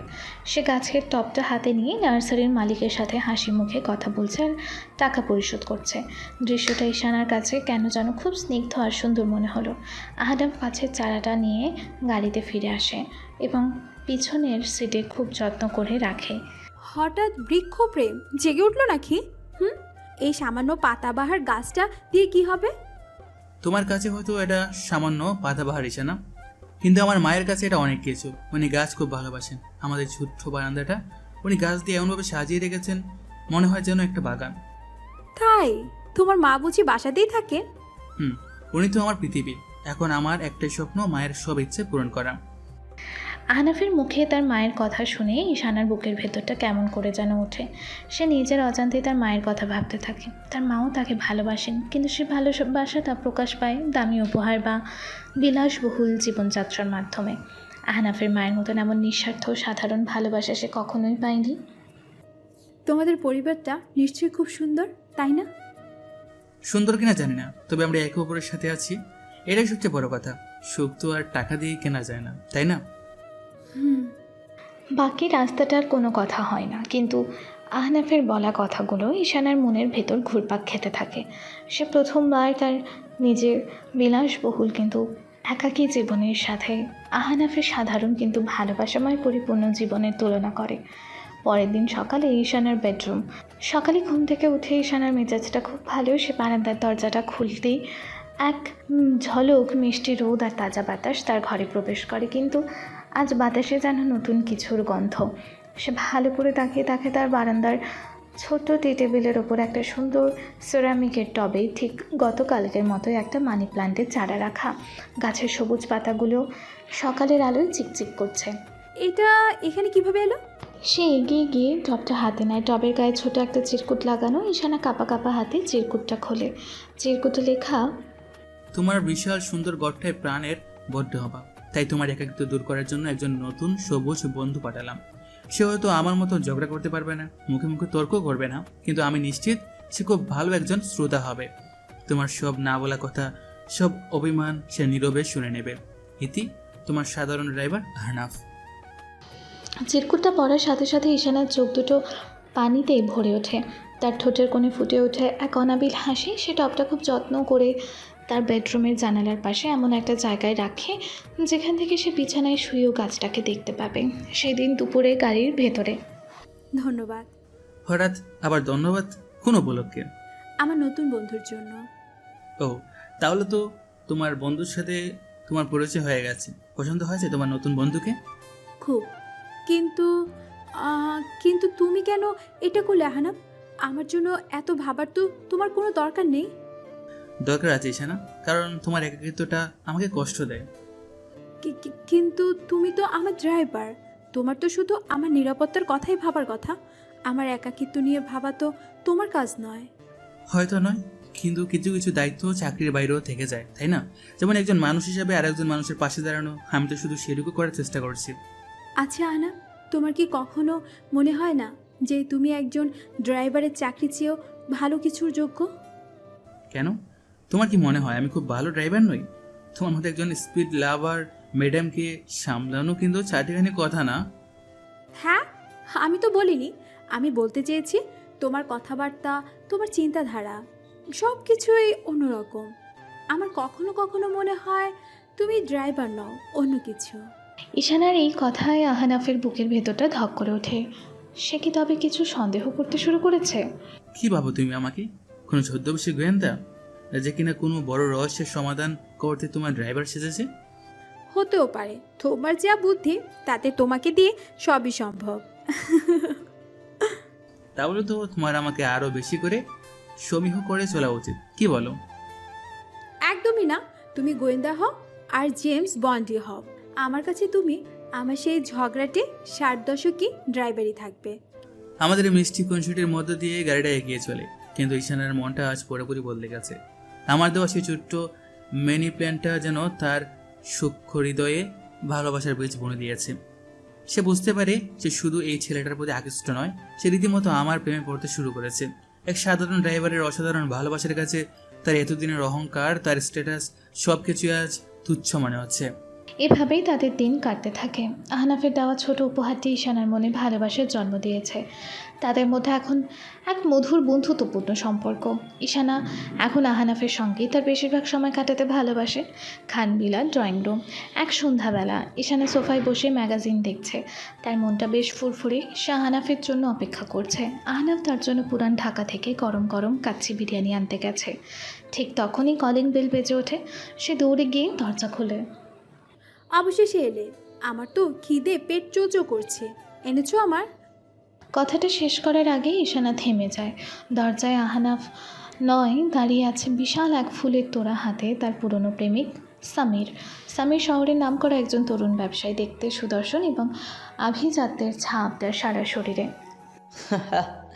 সারপ্রাইজ ইস্যু, আমাকে দেখে কি খুব বেশি অবাক হয়ে গেলে? সামির, তুমি এখানে? আমার বাসার ঠিকানা তুমি কোথায় পেলে? আরে, তোমার ঠিকানা খুঁজে বের করা কি আমার জন্য খুব কঠিন কাজ? আমি তো তোমার মনের ঠিকানাটাও খুঁজে বের করতে পারি। ভেতরে আসতে বলবে না? আসলে ড্রয়িং রুমে সামির সোফায় আয়েশ করে বসেছে। ঈশানা তার থেকে বেশ কিছুটা দূরত্ব বজায় রেখে অন্য সোফায় বসেছে। তোমার জন্য তোমার পছন্দের লিলি ফুল এনেছি। তোমার তো এখনো লিলি পছন্দ, নাকি তোমার পছন্দ বদলে গেছে? ধন্যবাদ, কিন্তু হঠাৎ করে এত বছর পর আমার কথা মনে পড়লো যে? তোমার কথা আমি কোনোদিনও ভুলিনি ইস্যু। আমি জানি আমি ভুল করেছিলাম। বিজনেসের চাপে তোমাকে সময় দিতে পারিনি, তার জন্য আমি তোমার কাছে ক্ষমা চাইতে এসেছি। প্লিজ আমাকে আরেকটা সুযোগ দাও, আমি সব ঠিক করে দিব। যেটা একবার ভেঙে গেছে সামি, সেটা আর জোড়া লাগে না। আমরা আমাদের জীবন নিয়ে অনেক দূর এগিয়ে গেছি, তুমিও এগিয়ে যাও। আমি তোমাকে ছাড়া এগোতে চাই না। আমি আঙ্কেলের সাথে কথা বলবো খুব শীঘ্রই আমাদের বিয়ের ব্যাপারে। সামিরের কথা শেষ হওয়ার আগেই কাচ্চির প্যাকেট হাতে নিয়ে ঘরে প্রবেশ করে আহনাফ। ঘরের ভেতর সামিরকে দেখে সে মুহূর্তে থমকে যায়, তার হাসি মুখটা কঠিন হয়ে ওঠে। ম্যাডাম, আপনার বিরিয়ানি। ও আহনাফ, এসে গেছো? ঠিক আছে, ওটা ডাইনিং টেবিলে রেখে দাও। ইনি কে ইস্যু? নতুন কাজের লোক? ও আহনাফ আমার ড্রাইভার, ও আমার কাজের লোক নয়, আমার স্টাফ। মানুষের সাথে কিভাবে কথা বলতে হয় সেটা কি তোমার জানা নেই? ম্যাডাম, আমি কি এখন যেতে পারি? না, তুমি দাঁড়াও, আমার হয়তো তোমাকেও লাগতে পারে। ঈশানা ইচ্ছে করে আহনাফকে সেখানে থাকতে বলে। সে চায় না সামিরের সাথে একা থাকতে। আহনাফ কোনো কথা না বলে ঘরের এক কোণে গিয়ে চুপচাপ দাঁড়িয়ে থাকে, তার দৃষ্টি তীক্ষ্ণ। ইস্যু, আমি তোমার সাথে কিছু ব্যক্তিগত কথা বলতে চাই। তুমি কি তোমার ড্রাইভারকে বাইরে যেতে বলবে? তোমার সাথে আমার কোনো ব্যক্তিগত কথা নেই, যা বলার ওর সামনেই বলতে পারো। আহনাফ আমার খুবই বিশ্বস্ত। তাই নাকি? একজন ড্রাইভারের উপর এত বিশ্বাস? ব্যাপারটা তো বেশ ইন্টারেস্টিং। আচ্ছা ঠিক আছে, শোনো, আমি জানি তুমি এখনও আমাকেই ভালোবাসো। তোমার ওই অভিমানী চোখের দিকে তাকালেই আমি বুঝতে পারি। চলো না আমরা বাইরে কোথাও ডিনারে যাই, পুরনো দিনের মতো। আমার খিদে নেই, আর আমি আজ কোথাও যাব না। প্লিজ ইস্যু, এমন করো না। আমি জানি তুমি শুধু আমার উপর রাগ করে আছো। সামির ঈশানের হাতটা ধরার আগেই আহনাফের ভারী গলার আওয়াজ ভেসে আসে। স্যার, ম্যাডামের শরীরটা আজ ভালো নেই। ডাক্তার ওনাকে পুরোপুরি রেস্ট থাকতে বলেছে। আমার মনে হয় আপনার এখন আসা উচিত হবে। আহনাফের এই অপ্রত্যাশিত হস্তক্ষেপে সামির এবং ঈশানা দুজনেই চমকে ওঠে। হেই, তুমি কে আমাকে বলার? আমি কারোর সাথে কখন দেখা করব সেটা কি তুমি ঠিক করে দিবে? তোমার সাহস তো কম না। স্যার, আমি শুধু আমার দায়িত্ব পালন করছি। ম্যাডামের স্বাস্থ্যের খেয়াল রাখা আমার দায়িত্ব। আর উনি যেহেতু বলছেন উনি যাবেন না, তাই ওনাকে জোর করাটা হয়তো ঠিক হচ্ছে না। তুমি আমাকে ভদ্রতা শেখাতে আসবে? জানো আমি কে? আমি 1 মিনিটে তোমার মতো 10টা ড্রাইভারকে কিনে রাস্তায় বসিয়ে দিতে পারি। পারেন স্যার, আপনি হয়তো ড্রাইভার কিনতে পারেন, কিন্তু সম্মান কিনতে পারেন না। আর আপনি যার সাথে কথা বলছেন উনি আপনার কেনা কোনো জিনিস নন।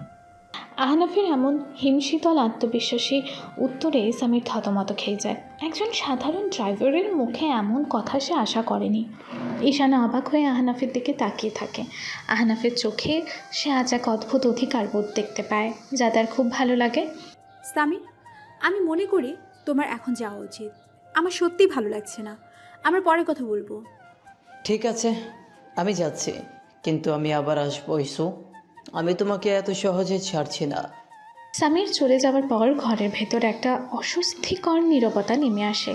ঈশানা আহনাফের দিকে তাকিয়ে বলে, ধন্যবাদ। কোনো প্রয়োজন ছিল না ম্যাডাম, আমি শুধু আমার কাজটাই করেছি। না, তুমি শুধু আমার কাজ করনি আহনাফ, তুমি তুমি আজ আমাকে একটা খুব অস্বস্তিকর পরিস্থিতি থেকে বাঁচিয়েছো। কিন্তু তুমি ওর সাথে ওভাবে কথা বলতে গেলে কেন? ও যদি তোমার কোনো ক্ষতি করতো? তোমার ক্ষতি হওয়ার চেয়ে আমার ক্ষতি হওয়াটা অনেক ভালো হয়েছে না? 1 সপ্তাহ পর সামিরের আগমনের পর ঈশানা এবং আহনাফের মধ্যেকার সম্পর্ক এক নতুন মোড় নিয়েছে। ঈশানা এখন আহনাফের প্রতি তার দুর্বলতা সম্পর্কে পুরোপুরি অবগত এবং আহনাফের প্রচ্ছন্ন অধিকার বোধকে সে উপভোগ করছে। সামিরও বুঝতে পেরেছে এই সাধারণ ড্রাইভারই তার পথের সবচেয়ে বড় কাঁটা। 1 সপ্তাহ পর খান ভিলা ড্রয়িং রুম। বাইরে ঝুম বৃষ্টির সাথে বিদ্যুতের গর্জন। ঈশানা এবং সামিরের মধ্যে তুমুল ঝগড়া চলছে। আহনাফ কিছুটা দূরে দাঁড়িয়ে আছে, কিন্তু তার কান এবং মনোযোগ পুরোটাই তাদের দিকে। ইসো, তুমি আমার কথাটা বোঝার চেষ্টা করছো না কেন? আমি বলছি এই ড্রাইভার ছেলেটা সুবিধার না। ওর চোখে মুখে আমি একটা অন্যরকম ভাব দেখেছি। ও নিশ্চয়ই কোনো উদ্দেশ্য নিয়ে তোমার কাছাকাছি আসার চেষ্টা করছে।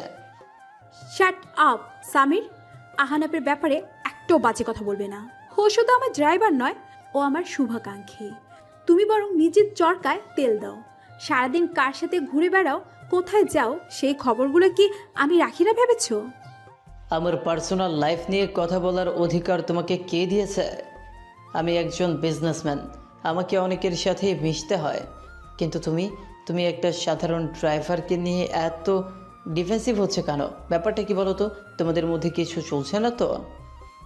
তোমার মানসিকতা এত নিচু আমি ভাবতেও পারিনি। গেট আউট, আমার বাড়ি থেকে এক্ষুনি বেরিয়ে যাও। আমি তোমার মুখও দেখতে চাই না। সামির অপমানিত হয়ে কটকট করে বেরিয়ে যায়। সে যাওয়ার আগে একবার ঘৃণা ভরে আহনাফের দিকে তাকিয়ে দেখে যায়। সামির চলে যাওয়ার পর ঈশানা কান্নায় ভেঙে পড়ে, সোফায় বসে পড়ে। ম্যাডাম, আপনি ঠিক আছেন? না, আমি ঠিক নেই। আমার কিছুই ভালো লাগছে না। আমার দম বন্ধ হয়ে আসছে এ বাড়িতে। আহানা, তুমি কি আমাকে এখান থেকে অনেক দূরে কোথাও নিয়ে যেতে পারবে, যেখানে কোনো কোলাহল থাকবে না, কোনো পরিচিত মুখ থাকবে না? কোথায় যেতে চান ম্যাডাম? জানি না, শুধু গাড়ি চালাও, নন স্টপ। ঢাকা মাওয়া এক্সপ্রেসওয়ে। রাত প্রায় 11টা। আহনাফ গাড়ি চালাচ্ছে। গাড়ির ভিতর পিনপতন নীরবতা, শুধু ওয়াইপারের শব্দ আর রেডিওতে মৃদু ভলিউমে বাজতে থাকা অর্ণবের গান। হারিয়ে গিয়েছি, এই তো ভালো, ফিরবো না আর কখনো। ঈশানা পেছনের সিটে মাথা হেলান দিয়ে চোখ বন্ধ করে আছে। আচ্ছা আহনাফ, তোমার কি কখনো কাউকে ভালোবাসতে ইচ্ছে করে না? ইচ্ছে তো সবারই করে ম্যাডাম। কেমন মেয়ে পছন্দ তোমার? তোমার কি কোনো পছন্দের মানুষ আছে? আমার পছন্দ অপছন্দ দিয়ে কি হবে? আমি তো একজন সাধারণ ড্রাইভার। আমার মতো ছেলেকে কে পছন্দ করবে? কেন করবে না? তুমি দেখতে সুন্দর, তুমি বুদ্ধিমান, তুমি একজন ভালো মানুষ। তোমার জন্য তো মেয়েরা পাগল হবে। কিন্তু আমি যে মেয়েটিকে পছন্দ করি সে তো চাঁদের থেকে অনেক উঁচুতে থাকে। তাকে ছোঁয়ার সাধ্য আমার নেই ম্যাডাম। সে এক অহংকারী রাজকন্যা। সে সোনার কাছে বন্দি থাকতে ভালোবাসে। সে হয়তো কোনোদিনও বুঝবে না যে তার জন্য রাস্তার ধারের এক ফকির সারা রাত জেগে থাকে। যদি সেই রাজকন্যাটা কোনোদিন তার সোনার খাঁচা ছেড়ে তোমার কাছে চলে আসতে চায়, তুমি কি তাকে গ্রহণ করবে? সে যদি সত্যি খাঁচা ছেড়ে আসতে চায় তাহলে এই ফকির তাকে তার হৃদয়ের রাজপ্রাসাদে রানী করে রাখবে। তাদের এই আবেগঘন কথোপকথনের মধ্যে ঈশানার ফোন বেজে ওঠে। তার বাবা সিরাজ খান ফোন করেছেন। ইস্যু, তুই কোথায়? এক্ষুনি বাসায় আয়, সর্বনাশ হয়ে গেছে। কি হয়েছে আব্বু? তুমি এমন করছো কেন? অফিসের লকার থেকে আমাদের নতুন প্রজেক্টের সবচেয়ে গুরুত্বপূর্ণ ফাইলটা চুরি হয়ে গেছে। আর সিসিটিভি ফুটেজে দেখা গেছে শেষবার ওই রুম থেকে আহনাবকে বের হতে। পরদিন সকালে খানভিলা ড্রয়িং রুমে পরিবেশ থমথমে। সিরাজ খান, ঈশানা এবং সামির বসে আছে। তাদের সামনে অপরাধীর মতো মাথা নিচু করে দাঁড়িয়ে আছে আহনাফ। আমি তোমাকে বিশ্বাস করেছিলাম আহনাব, আমার মেয়ের দায়িত্ব দিয়েছিলাম, আর তুমি এই করলে? আমার এত বড় সর্বনাশটা তুমি করলে? ছি, আমি ভাবতেও পারিনি তুমি একটা চোর, একটা বিশ্বাসঘাতক। স্যার বিশ্বাস করুন, আমি কোনো ফাইল চুরি করিনি। আমি শুধু ম্যাডামের কথা মতো আপনার রুম থেকে একটা বই আনতে গিয়েছিলাম। বাহ, কি সুন্দর গল্প। বই আনতে গিয়েছিলে আর সুযোগ পেয়ে ফাইলটা সরিয়ে ফেললে, তাই না?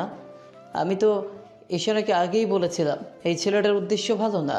ও নিশ্চয়ই আমাদের কোনো প্রতিদ্বন্দ্বী কোম্পানির টাকায় এই কাজটা করেছে। চুপ করো সামির। আমি আহনাবকে বিশ্বাস করি। ও এমন কাজ করতেই পারে না। আব্বু, তুমি নিশ্চয়ই কোনো ভুল করছো। সিসিটিভি ফুটেজটা আবার ভালো করে দেখো। আমি 10 বার দেখেছি, ফুটেজে স্পষ্ট দেখা যাচ্ছে ও আমার রুমে ঢুকেছে এবং কিছুক্ষণ পর একটা ফাইল বগলে নিয়ে বেরিয়ে গেছে। স্যার আমি যে ফাইলটা নিয়েছিলাম সেটা নীল রঙের একটা ফাইল ছিল। আপনার জরুরি ফাইলটা রং তো লাল, তাই না? আর আমি যখন আপনার রুম থেকে বের হই তখন রাত 10টা বাজে। আপনি কি অফিসের সিকিউরিটিকে জিজ্ঞেস করেছেন আমার পর আর কেউ আপনার রুমে ঢুকেছিল কিনা? আহনাফের এই প্রশ্নে সিরাজ খান কিছুটা থমকে যান। সামিরের মুখটাও ফ্যাকাশে হয়ে যায়। ঈশানা, তোমার কি মনে আছে কাল রাতে সামির সাহেব যখন বাসা থেকে বেরিয়েছিলেন তখন তার হাতে একটা ব্রিফকেস ছিল? উনি তো সন্ধ্যায় খালি হাতে এসেছিলেন। হ্যাঁ, আমার মনে পড়েছে। ওর হাতে একটা কালো রঙের ব্রিফকেস ছিল। আমি তো ভেবেছিলাম ওটা ওরই। কিসব আজে বাজে কথা বলছো? আমি ব্রিফকেস নিয়ে কি করব? আমার নিজের অফিস নেই। আচ্ছা স্যার, কিন্তু আপনার অফিসের অবস্থা তো খুব একটা ভালো নয়। নতুন কোনো ইনভেস্টর না পেলে আপনার কোম্পানি দেউলিয়া হয়ে যাবে, তাই না? আর খান গ্রুপের এই নতুন প্রজেক্ট আইডিয়াটা যদি আপনি অন্য কোনো কোম্পানির কাছে বিক্রি করে দিতে পারেন তাহলে তো আপনার ভাগ্যই খুলে যাবে। আহনাফের মুখে তার কোম্পানির ভেতরের খবর শুনে সামির বাকরুদ্ধ হয়ে যায়। একজন সাধারণ ড্রাইভার এত কিছু জানলো কিভাবে? সিরাজ স্যার, আমি আপনার সিকিউরিটি ইনচার্জের সাথে কথা বলেছি। কাল রাতে আমি বেরিয়ে যাওয়ার পর প্রায় 10:30টার দিকে সামির সাহেব আবার আপনার অফিসে গিয়েছিলেন। জরুরি কাগজ ফেলে গেছি এই কথা বলে। আপনার পিএকে ফোন করে উনি আপনার ঘরের চাবিও নেন। আপনি এখন আপনার পিএকে ফোন করলে সূত্রে জানতে পারবেন। সিরাজ খান কাঁপা কাঁপা হাতে তার পিএকে ফোন করেন এবং আহনাফের প্রতিটি কথার সত্য প্রমাণিত হয়। তিনি রাগে অপমানে সামিরের দিকে তাকিয়ে বলেন, সামির, তুই আমার সাথে এই বিশ্বাসঘাতকটা করতে পারলি? সামির আর কোনো কথা না বলে দ্রুত সেখান থেকে পালিয়ে যাওয়ার চেষ্টা করে, কিন্তু দরজার কাছে পৌঁছানোর আগেই দুজন পুলিশ তাকে ধরে ফেলে। পুলিশ? পুলিশ এখানে কিভাবে এলো? আমি ফোন করে আসতে বলেছি। আমি জানতাম সত্যিটা সামনে আসার পর উনি পালানোর চেষ্টা করবেন। পুলিশ সামিরকে নিয়ে চলে যায়। সিরাজ খান অপরাধ বোধে অনুশোচনায় আহনাফের সামনে এসে দাঁড়ান। বাবা, তুমি আমাকে ক্ষমা করে দিও। আমি না চিনে না জেনে তোমাকে অনেক বড় অপমান করে ফেলেছি। না স্যার, আপনি আমার বাবার সমান। আপনি আমার কাছে ক্ষমা চাইতে পারেন না। আমি শুধু আপনার দায়িত্ব পালন করেছি। এদিকে ঈশানা মুগ্ধ কৃতজ্ঞতা দৃষ্টিতে আমার দিকে তাকিয়ে থাকে। আমার বুদ্ধিমত্তা, দূরদর্শিতা এবং শান্ত আত্মবিশ্বাসী রূপটা ঈশানার মন থেকে আমার প্রতি সবটুকু দিতে দূর করে দেয়। সে বুঝতে পারে এই ছেলেটা শুধু একজন ড্রাইভার নয়, সে এর চেয়ে অনেক বেশি কিছু। তার বিশ্বাস আমার প্রতি আরও 1000 গুণ বেড়ে যায়। এই ঘটনার 2 দিন পর খানভিলা স্টাডি রুম। সিরাজ খান ফাইলপত্র দেখছেন, কিন্তু তার মনোযোগ বারবার চলে যাচ্ছে। ঈশানা ধীর পায়ে ঘরে প্রবেশ করে, তার চোখে মুখে এক দৃঢ় সংকল্পের ছাপ। আব্বু, তোমার সাথে আমার কিছু কথা ছিল। বল, আমি শুনছি। আমি আমার জীবন নিয়ে একটা চূড়ান্ত সিদ্ধান্ত নিয়েছি, আর আমি চাই তুমি সেই সিদ্ধান্তে আমাকে সাপোর্ট করো। কি সিদ্ধান্ত? আবার নতুন কোনো আবদার? এবার কোনো ব্র্যান্ডের গাড়ি লাগবে তোর? না আব্বু, গাড়ি বাড়ি টাকা পয়সা এসবের ঊর্ধ্বে উঠে আমি একটা সিদ্ধান্ত নিয়েছি। আমি আমি বিয়ে করতে চাই। বিয়ে শব্দটা শুনে সিরাজ খানের মুখে হাসি ফুটে ওঠে। তিনি ভাবেন সামিরের ঘটনার পর হয়তো নীর সুমতি হয়েছে। আলহামদুলিল্লাহ, ফাইনালি তোর মুখে এই কথাটা শুনতে পেলাম। আমি তো এটাই চাই। তোর জন্য আমি দেশের সেরা ছেলে খুঁজে বের করব। চৌধুরী গ্রুপ অফ ইন্ডাস্ট্রিজের ছেলেটা মনে আছে? আরমান চৌধুরী। ছেলেটা দেখতে যেমন সুন্দর তেমনি ব্রিলিয়েন্ট। তোর সাথে খুব মানাবে। আমার জন্য তোমাকে আর কোনো ছেলে খুঁজতে হবে না আব্বু। আমি আমার পছন্দের মানুষ খুঁজে পেয়েছি। খুঁজে নিয়েছিস? কে সে? আমি কি তাকে চিনি? হ্যাঁ, তুমি তাকে খুব ভালো করে চেনো। আমি আমি আহনাফকে ভালোবাসি আব্বু, আর আমি তাকে বিয়ে করতে চাই। ঈশানার মুখে আহনাফের নাম শোনার সাথে সাথেই সিরাজ খানের হাসি মুখটা পাথরের মতো কঠিন হয়ে যায়। তিনি অবিশ্বাসের দৃষ্টিতে মেয়ের দিকে তাকিয়ে থাকেন। কয়েক মুহূর্ত চুপ করে থেকে তারপর বরফ শীতল গলায় বলেন, কি বললি তুই? আবার বল। বললাম তো, আমি আহনাফকে ভালোবাসি এবং তাকে বিয়ে করতে চাই। সিরাজ খান টেবিলে সজোরে একটা চাপড় মেরে চিৎকার করে বলেন, তোর মাথা খারাপ হয়ে গেছে ঈশানা? তুই কি জানিস তুই কি বলছিস? আহনাফ আমাদের ড্রাইভার, একটা সাধারণ ফকিরের বাচ্চা। তার সাথে তুই তোর জীবনটা জড়াতে চাস? তোর লজ্জা করছে না এই কথাটা আমার সামনে বলতে? আহনাফ ফকির হতে পারে, কিন্তু সে একজন ভালো মানুষ আব্বু। সে সৎ, সে বুদ্ধিমান, সে আমাকে সম্মান করে, ভালোবাসে।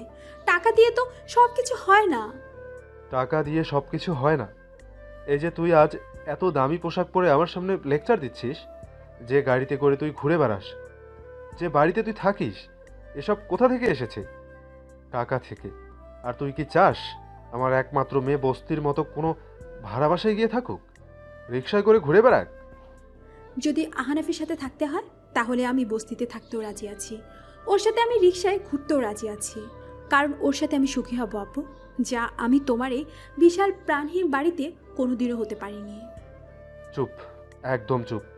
এই বিয়ে কোনো দিনও হবে না। আমি বেঁচে থাকতে তো নই। আজ থেকে তোর বাইরে যাওয়া বন্ধ। তুই এই বাড়িতে গৃহবন্দী হয়ে থাকবি যতক্ষণ না তোর মাথা থেকে এই পাগলামিটা বের হচ্ছে। আব্বু প্লিজ এমন করো না, তুমি আমার ফিলিংস বোঝার চেষ্টা করো। তোর কোনো ফিলিংস নেই, তুই শুধু জেদ করছিস। আমি কালই আহনাবকে এই চাকরি থেকে বরখাস্ত করছি। ও তোর চোখের সামনে থেকে দূর হয়ে গেলেই দেখবি তোর এই ভালোবাসা 2 দিনেই উবে যায়। যেই বলা সেই কাজ। সেদিন সন্ধ্যায় খান ভিলার বাইরে আহনাফ ডিউটি শেষ করে চলে যাওয়ার জন্য প্রস্তুত হচ্ছে, ঠিক তখনই সিরাজ খান তাকে ডেকে পাঠান। তিনি অফিসে বসে একটা চেকের বইতে সই করতে করতে বলেন, আহনাব, এটা তোমার এই মাসের স্যালারি, আর সাথে আরও 3 মাসের স্যালারি আমি এক্সট্রা দিয়ে দিলাম। কাল থেকে তোমার আর কাজে আসার দরকার নেই। স্যার, কিন্তু আমার অপরাধটা কি? আমি কি কোনো ভুল করেছি? না, তুমি কোনো ভুল করোনি। তুমি বরং আমার অনেক বড় একটা উপকার করেছো। তার জন্য আমি তোমার কাছে চিরকৃতজ্ঞ থাকবো।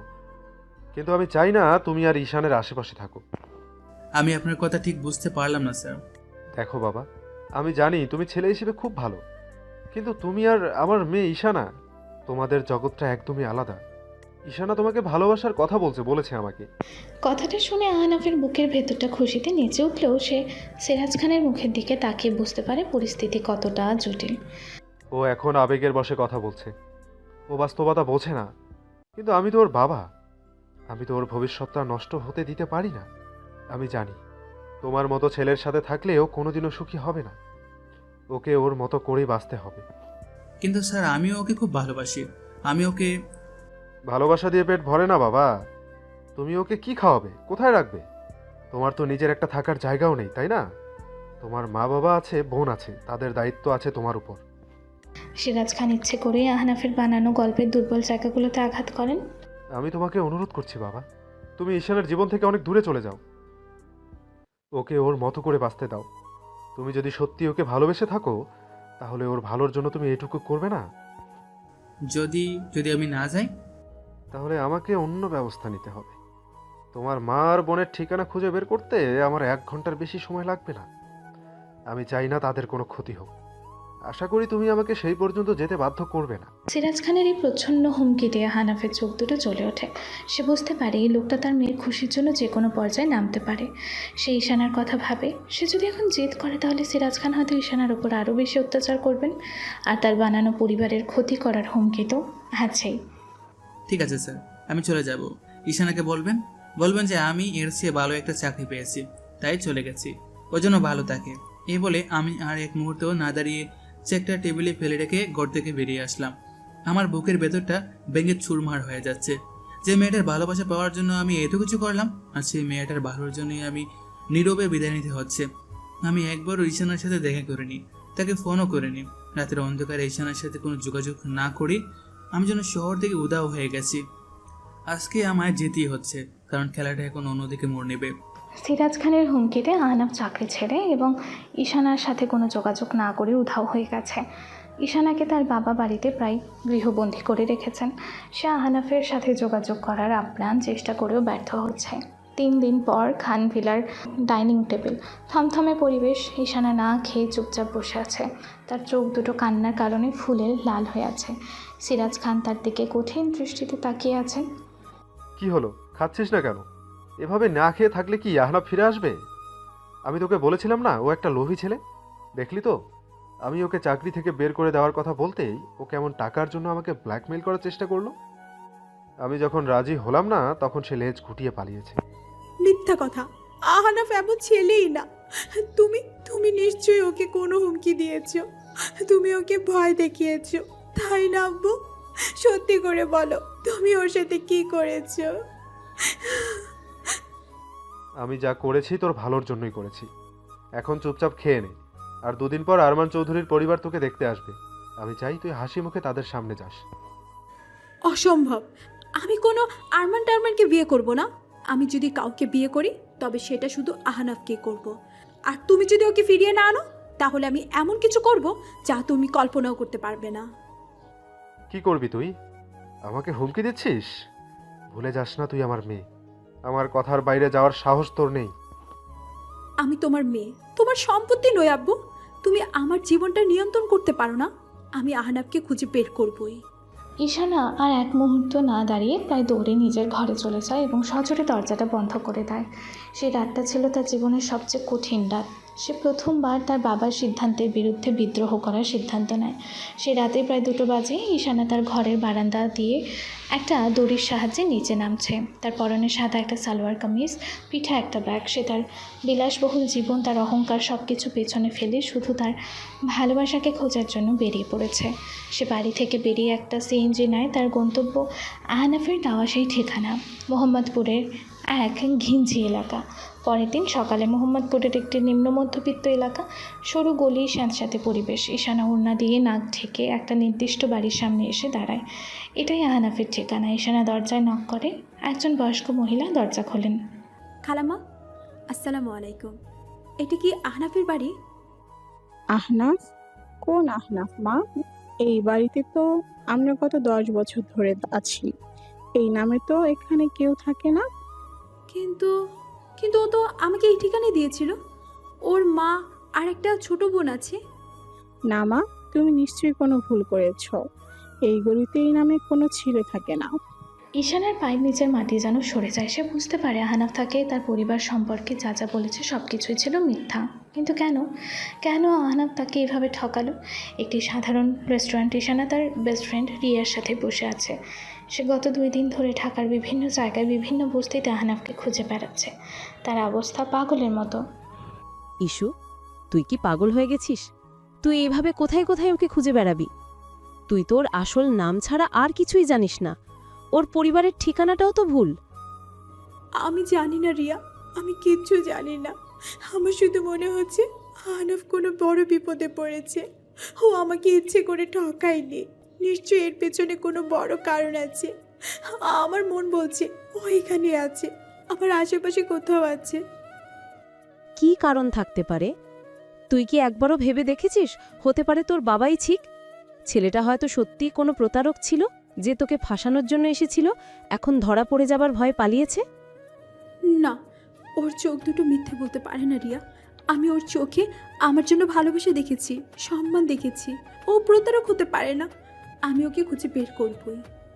সেই দিন থেকে ঈশানার এক নতুন জার্নি শুরু হয়। সে তার দামি গাড়ি, তার বিলাসবহুল জীবন সব কিছু ছেড়ে দিয়ে সাধারণ মানুষের মতো ঢাকার রাস্তায় রাস্তায় ঘুরতে থাকে। সে বিভিন্ন গ্যারেজে ড্রাইভারদের আড্ডায় গিয়ে আহনাফের খোঁজ করে। এই খোঁজার জার্নিটা তাকে জীবনের কঠিন বাস্তবতার সাথে পরিচয় করিয়ে দেয়। সে দেখে মানুষ কত অল্প টাকায় দিন কাটায়, কত কষ্ট করে তাদের জীবন চলে। এভাবেই প্রায় 1 মাস পর কামালপুর রেল স্টেশন। ঈশানা এখন অনেকটাই বদলে গেছে। তার পরনে সাধারণ সুতির সালোয়ার কামিজ, মুখে কোনো মেকআপ নেই, কিন্তু তার চোখে আছে এক অদ্ভুত দৃঢ়তা। সে স্টেশনের এক চায়ের দোকানে বসে এক অসহায় বৃদ্ধের সাথে কথা বলছে, তাকে নিজের টিফিন বক্স থেকে খাবার বেড়ে দিচ্ছে। বাবা, আপনার ছেলেমেয়েরা কেউ আপনার খোঁজ নেয় না? না মা, গরিব বাপের খোঁজ কে আর রাখে? তুমি যে আমাকে আজ দয়া করে খেতে দিলে, আল্লাহ তোমার ভালো করবেন। ঈশানার চোখ দুটো ভিজে ওঠে। সে আজ বুঝতে পারে জীবনের আসল সুখ টাকা পয়সা নয়, মানুষের ভালোবাসায়। ঠিক তখনই প্ল্যাটফর্মের অন্য প্রান্তে সে একটি পরিচিত ছায়ামূর্তি দেখতে পায়। তার হৃৎপিণ্ডটা ধক করে ওঠে। আহনা, ছেলেটা একটা হুডি পরে আছে, তার মুখটা ঠিকমতো দেখা যাচ্ছে না, কিন্তু ঈশানার মন বলছে এটা আহনাফি। সে প্রায় দৌড়ে ভিড়ের মধ্যে দিয়ে ছেলেটার দিকে এগিয়ে যায়। আহনাফ, আমি জানতাম, আমি জানতাম আমি তোমাকে খুঁজে পাবো। ছেলেটা ঘুরে তাকায়, কিন্তু সে আহনাফ নয়, অন্য কেউ। ঈশানার সব আশা এক মুহূর্তেই ভেঙে চুরমার হয়ে যায়। সে সেখানে প্ল্যাটফর্মের ওপর বসে কান্নায় ভেঙে পড়ে। তার এই 1 মাসের কঠিন জার্নি, তার এই পাগলামি সবই কি তাহলে বৃথা? সে কি আর কোনোদিনও তার ভালোবাসার মানুষটিকে খুঁজে পাবে না? অন্যদিকে আহনাফের অনুপস্থিতিতে খান গ্রুপে এক ভয়ঙ্কর ব্যবসায়িক সংকটে মুখে পড়েছে। 2 মাস পর খান গ্রুপের বোর্ডরুম, থমথমে হতাশাজনক পরিবেশ। সিরাজ খান তার কোম্পানির সিনিয়র কর্মকর্তাদের নিয়ে মিটিং করছেন। তার চেহারা বিধ্বস্ত, চুলগুলো অবিন্যস্ত। কোম্পানির শেয়ারের দাম অস্বাভাবিকভাবে পড়ে গেছে। পাওনাদাররা টাকার জন্য চাপ দিচ্ছে। ফাইন্যান্স হেড বলেন, স্যার, অবস্থা খুবই খারাপ। আমাদের সবচেয়ে বড় ইনভেস্টর ইন্টারন্যাশনাল টেক্সটাইল গ্রুপ তাদের বিনিয়োগ তুলে নিয়েছে। ব্যাংকের লোনের কিস্তি দেওয়ারও তারিখ পেরিয়ে গিয়েছে। এই মুহূর্তে যদি মার্কুলাস কোথাও থেকে বড় কোনো ফান্ড না আসে, তাহলে আমাদের কোম্পানিকে দেউলিয়া ঘোষণা করা ছাড়া আর কোনো উপায় থাকবে না। কিন্তু কিভাবে সব কিছু এত তাড়াতাড়ি শেষ হয়ে গেল? আমি তো কিছুই বুঝতে পারছি না। মনে হচ্ছে কেউ যেন ইচ্ছে করে পেছন থেকে আমার বিরুদ্ধে ষড়যন্ত্র করছে। স্যার, ষড়যন্ত্র তো বটেই। আমাদের সব পুরনো ক্লায়েন্ট, ওরা একে একে চুক্তি বাতিল করছে। মনে হচ্ছে মার্কেটে কোনো অদৃশ্য শক্তি আমাদের বিরুদ্ধে কাজ করছে। সিরাজ খান হতাশ হয়ে চেয়ারে মাথা এলিয়ে দেন। তার এতদিনের পরিশ্রমে গড়া বিশাল সাম্রাজ্য তার চোখের সামনে ভেঙে পড়ছে। তার অহংকার, তার ক্ষমতা সব কিছুই আজ অর্থহীন মনে হচ্ছে। ঠিক তখনই তার ব্যক্তিগত সহকারীর ফোন আসে। কি হয়েছে? আমি না বলেছি আমি এখন মিটিংয়ে আছি। স্যার, একটা অবিশ্বাস্য খবর আছে। এশিয়ার অন্যতম বৃহৎ শিল্পগোষ্ঠী রহমান গ্রুপ আমাদের সাথে যোগাযোগ করছে। Rahman group? The Rahman group? কেন, তারা কি চায়? স্যার, তারা আমাদের পুরো কোম্পানি কিনে নিতে চায়। শুধু তাই নয়, তারা আমাদের সব দেনা শোধ করে দেবে এবং কোম্পানির কোনো কর্মীকেই ছাঁটাই করবে না। তারা শুধু ম্যানেজমেন্টের দায়িত্বটা নিতে চায়। এই খবরটা যেন মরুভূমিতে এক পশলা বৃষ্টির মতো শোনালো। বোর্ডরুমের সবাই অবিশ্বাসের দৃষ্টিতে একে অপরের দিকে তাকাতে লাগলো। অসম্ভব। রহমান গ্রুপ তো কখনো লস প্রজেক্টে ইনভেস্ট করে না। তারা কেন আমাদের এই ডুবন্ত জাহাজটা কিনতে চাইবে? এর পেছনে নিশ্চয়ই কোনো উদ্দেশ্য আছে। উদ্দেশ্য যাই থাকুক, এই মুহূর্তে এটাই আমাদের বাঁচার একমাত্র পথ। তুই এক্ষুনি তাদের সাথে মিটিংয়ের ব্যবস্থা করো। আমি তাদের সাথে নিজে কথা বলতে চাই। আমি জানতে চাই কে এই রহস্যময় মালিক, যে কোনো লাভ ছাড়াই এত বড় সাহায্য করতে এগিয়ে এসেছে। 1 সপ্তাহ পর রহমান গ্রুপের হেড অফিস, একটি অত্যাধুনিক বিশালবহুল কনফারেন্স রুম। কাঁচের দেয়ালের ওপারে পুরো ঢাকা শহর দেখা যাচ্ছে। সিরাজ খান এবং নিশানা মিটিংয়ের জন্য অপেক্ষা করছে। ঈশানাকে তার বাবা জোর করে এখানে নিয়ে এসেছেন। সে এখন অনেকটাই শান্ত, পরিণত। তার চোখে মুখে নেই কোনো অহংকার, আছে শুধু একরাশ শূন্যতা। ইস্যু, তুই কি এখনো আমার উপর রেগে আছিস? দেখ মা, আমি জানি আমি তোর সাথে অন্যায় করেছি। আমি ক্ষমতার লোভে অন্ধ হয়ে গিয়েছিলাম। আজ আমি তার শাস্তি পাচ্ছি। আমার সব কিছু শেষ হয়ে যাচ্ছে। কিছুই শেষ হয়নি আব্বু। যা শেষ হয়েছে তা হলো তোমার অহংকার। হয়তো এইটাই তোমার জন্য দরকার ছিল। তুমি তো কখনো সাধারণ মানুষের কষ্টটা বোঝারই চেষ্টা করো না। তুই ঠিকই বলেছিস। আমি যদি সেদিন আহনাফ ছেলেটার সাথে ওই ব্যবহারটা না করতাম, ও খুব ভালো ছেলে ছিল, তোর জন্য ওই পারফেক্ট ছিল। আমি চিনতে ভুল করেছি। এখন আর এসব বলে কী লাভ? আমি তো ওকে হারিয়েই ফেলেছি। ঠিক তখনই কনফারেন্স রুমের স্বয়ংক্রিয় দরজাটা খুলে যায়। স্যুট টাই পরা কয়েকজন উচ্চ পদস্থ কর্মকর্তা ভেতরে প্রবেশ করেন এবং তাদের পেছনের মানুষটির জন্য অপেক্ষা করতে থাকেন। একজন কর্মকর্তা বলেন, স্যার, ম্যাডাম, আর মাত্র 2 মিনিট, চেয়ারম্যান স্যার আসছেন। সিরাজ খান এবং ঈশানা দুজনেই অধীর আগ্রহে অপেক্ষা করতে থাকে সেই রহস্যময় চেয়ারম্যানের জন্য। কিছুক্ষণ পর ঘরের দরজাটা আবারও খুলে যায়। ধীর স্থির আত্মবিশ্বাসী পায়ে মানুষটি ভেতরে প্রবেশ করে। তাকে দেখে ঈশানা এবং সিরাজ খানের পায়ের নিচের মাটি সরে যায়। তাদের দুজনার চোখেই বিস্ময়ে অবিশ্বাসে বিস্ফোরিত হয়ে যায়। নিখুঁত একটু স্যুটে, পায়ে গুচির লোফার, হাতে পটেক ফিলিপের ঘড়ি, কিন্তু মুখটা তাদের চিরচেনা। তাদের সবার পরিচিত তাদের বাড়ির সাধারণ ড্রাইভার আহনাফ রহমান। সে এসে বোর্ডের হেড চেয়ারটায় বসে শান্তভাবে বলে, আসসালামু আলাইকুম সিরাজ আঙ্কেল, আশা করি ভালো আছেন। তুমি আহনাফ? তুমি তুমি রহমান গ্রুপের চেয়ারম্যান? জি আঙ্কেল, আমার পুরো নাম আহনাফ রহমান। আমার বাবা মরহুম রফিকুর রহমান আপনার পুরনো বন্ধু ছিলেন। ঈশানা তখনও পাথরের মতো স্তব্ধ হয়ে দাঁড়িয়ে আছে। তার বিশ্বাসই হচ্ছে না সে স্বপ্ন দেখছে না সত্যি। তার মস্তিষ্ক যেন কাজ করা বন্ধ করে দিয়েছে। রফিকুর রহমানের ছেলে তুমি? কিন্তু কিন্তু তুমি তো বলেছিলে তোমার বাবা স্কুল মাস্টার, তোমার পরিবার। আমি মিথ্যা বলছিলাম আঙ্কেল, তার জন্য আমি ক্ষমা প্রার্থী। আব্বু মারা যাওয়ার পর কোম্পানির দায়িত্ব আমার কাঁধে আসে। আব্বু কিছুদিন আগেই মারা গেছেন, তাই আমি আপনাদের থেকে উদাও হয়ে গিয়েছিলাম। কিন্তু আব্বুর একটা শেষ ইচ্ছে ছিল, উনি চেয়েছিলেন আপনার মেয়ের সাথে আমার বিয়ে দিতে। কিন্তু আমি এমন কাউকে বিয়ে করতে চাইনি যে আমার টাকা আর ক্ষমতাকে ভালোবাসবে। আহনাফ এবার চেয়ার ছেড়ে উঠে দাঁড়ায় এবং ধীরে ধীরে ঈশানার দিকে এগিয়ে আসে। ঈশানা ভয়ে বিস্ময়ে অভিমানে পিছিয়ে যেতে থাকে। আমি শুধু দেখতে চেয়েছিলাম ঈশানা, আমি দেখতে চেয়েছিলাম তুমি কি তোমার ওই সোনার খাঁচাটা ছেড়ে তোমার অহংকারের খুলসটা ভেঙে বেরিয়ে আসতে পারো কিনা। আমি দেখতে চেয়েছিলাম তুমি কি একজন সাধারণ মানুষকে তার ভেতরের সৌন্দর্যের জন্য ভালোবাসতে পারো কিনা। তুমি তুমি আমার সাথে এত বড় একটা খেলা খেললে, আমার ভালোবাসা নিয়ে, আমার ফিলিংস নিয়ে তুমি মজা করলে। না ঈশানা, মজা আমি করিনি। আমি তোমাকে পরীক্ষা করেছি, আর তুমি সেই পরীক্ষায় শুধু পাশই করোনি, তুমি ফার্স্ট ক্লাস পেয়েছো। যেদিন তুমি তোমার সব কিছু ছেড়ে দিয়ে আমার ওই মিথ্যা ঠিকানায় আমাকে খুঁজতে বেরিয়েছিলে, সেদিনই আমার জেদা হয়ে গেছিল। আমি সেদিনই বুঝেছিলাম তুমি এর আগের ঈশানা নেই। তাহলে তাহলে তুমি এতদিন আমার সামনে আসোনি কেন? কারণ আমি তোমার বাবাকেও একটা শিক্ষা দিতে চেয়েছিলাম। আমি চেয়েছিলাম উনি যেন বুঝতে পারেন টাকা বা ক্ষমতা দিয়ে সবকিছু হয় না, সম্মান আর ভালোবাসা অর্জন করতে হয়। আহনাফ এবার ঈশানার সামনে হাঁটু গেড়ে বসে। তার চোখে মুখে আর কোনো ছদ্মবেশ নেই, আছে শুধু ভালোবাসা। ঈশানার হাতটা নিজের হাতে নিয়ে বলে, আমার ছদ্মবেশী পরিচয়টা হয়তো আজ শেষ ঈশানা, কিন্তু আমার ছদ্মবেশী ভালোবাসা আজ তোমার সামনে সত্যি হয়ে দাঁড়িয়েছে। তুমি কি রহমান গ্রুপের এই চেয়ারম্যানকে নয়, তোমার সেই জগরুটে 60 দশকের সাধারণ ড্রাইভারকে সারা জীবনের জন্য তোমার জীবনের ড্রাইভিং সিটে বসতে দিবে? আহনাফ, আমি আমি কি বলবো? আমি তো কিছুই বুঝতে পারছি না। এসব এসব সত্যি? তোমার চোখের জল যতটা সত্যি, আমার ভালোবাসাটাও ততটাই সত্যি ঈশানা।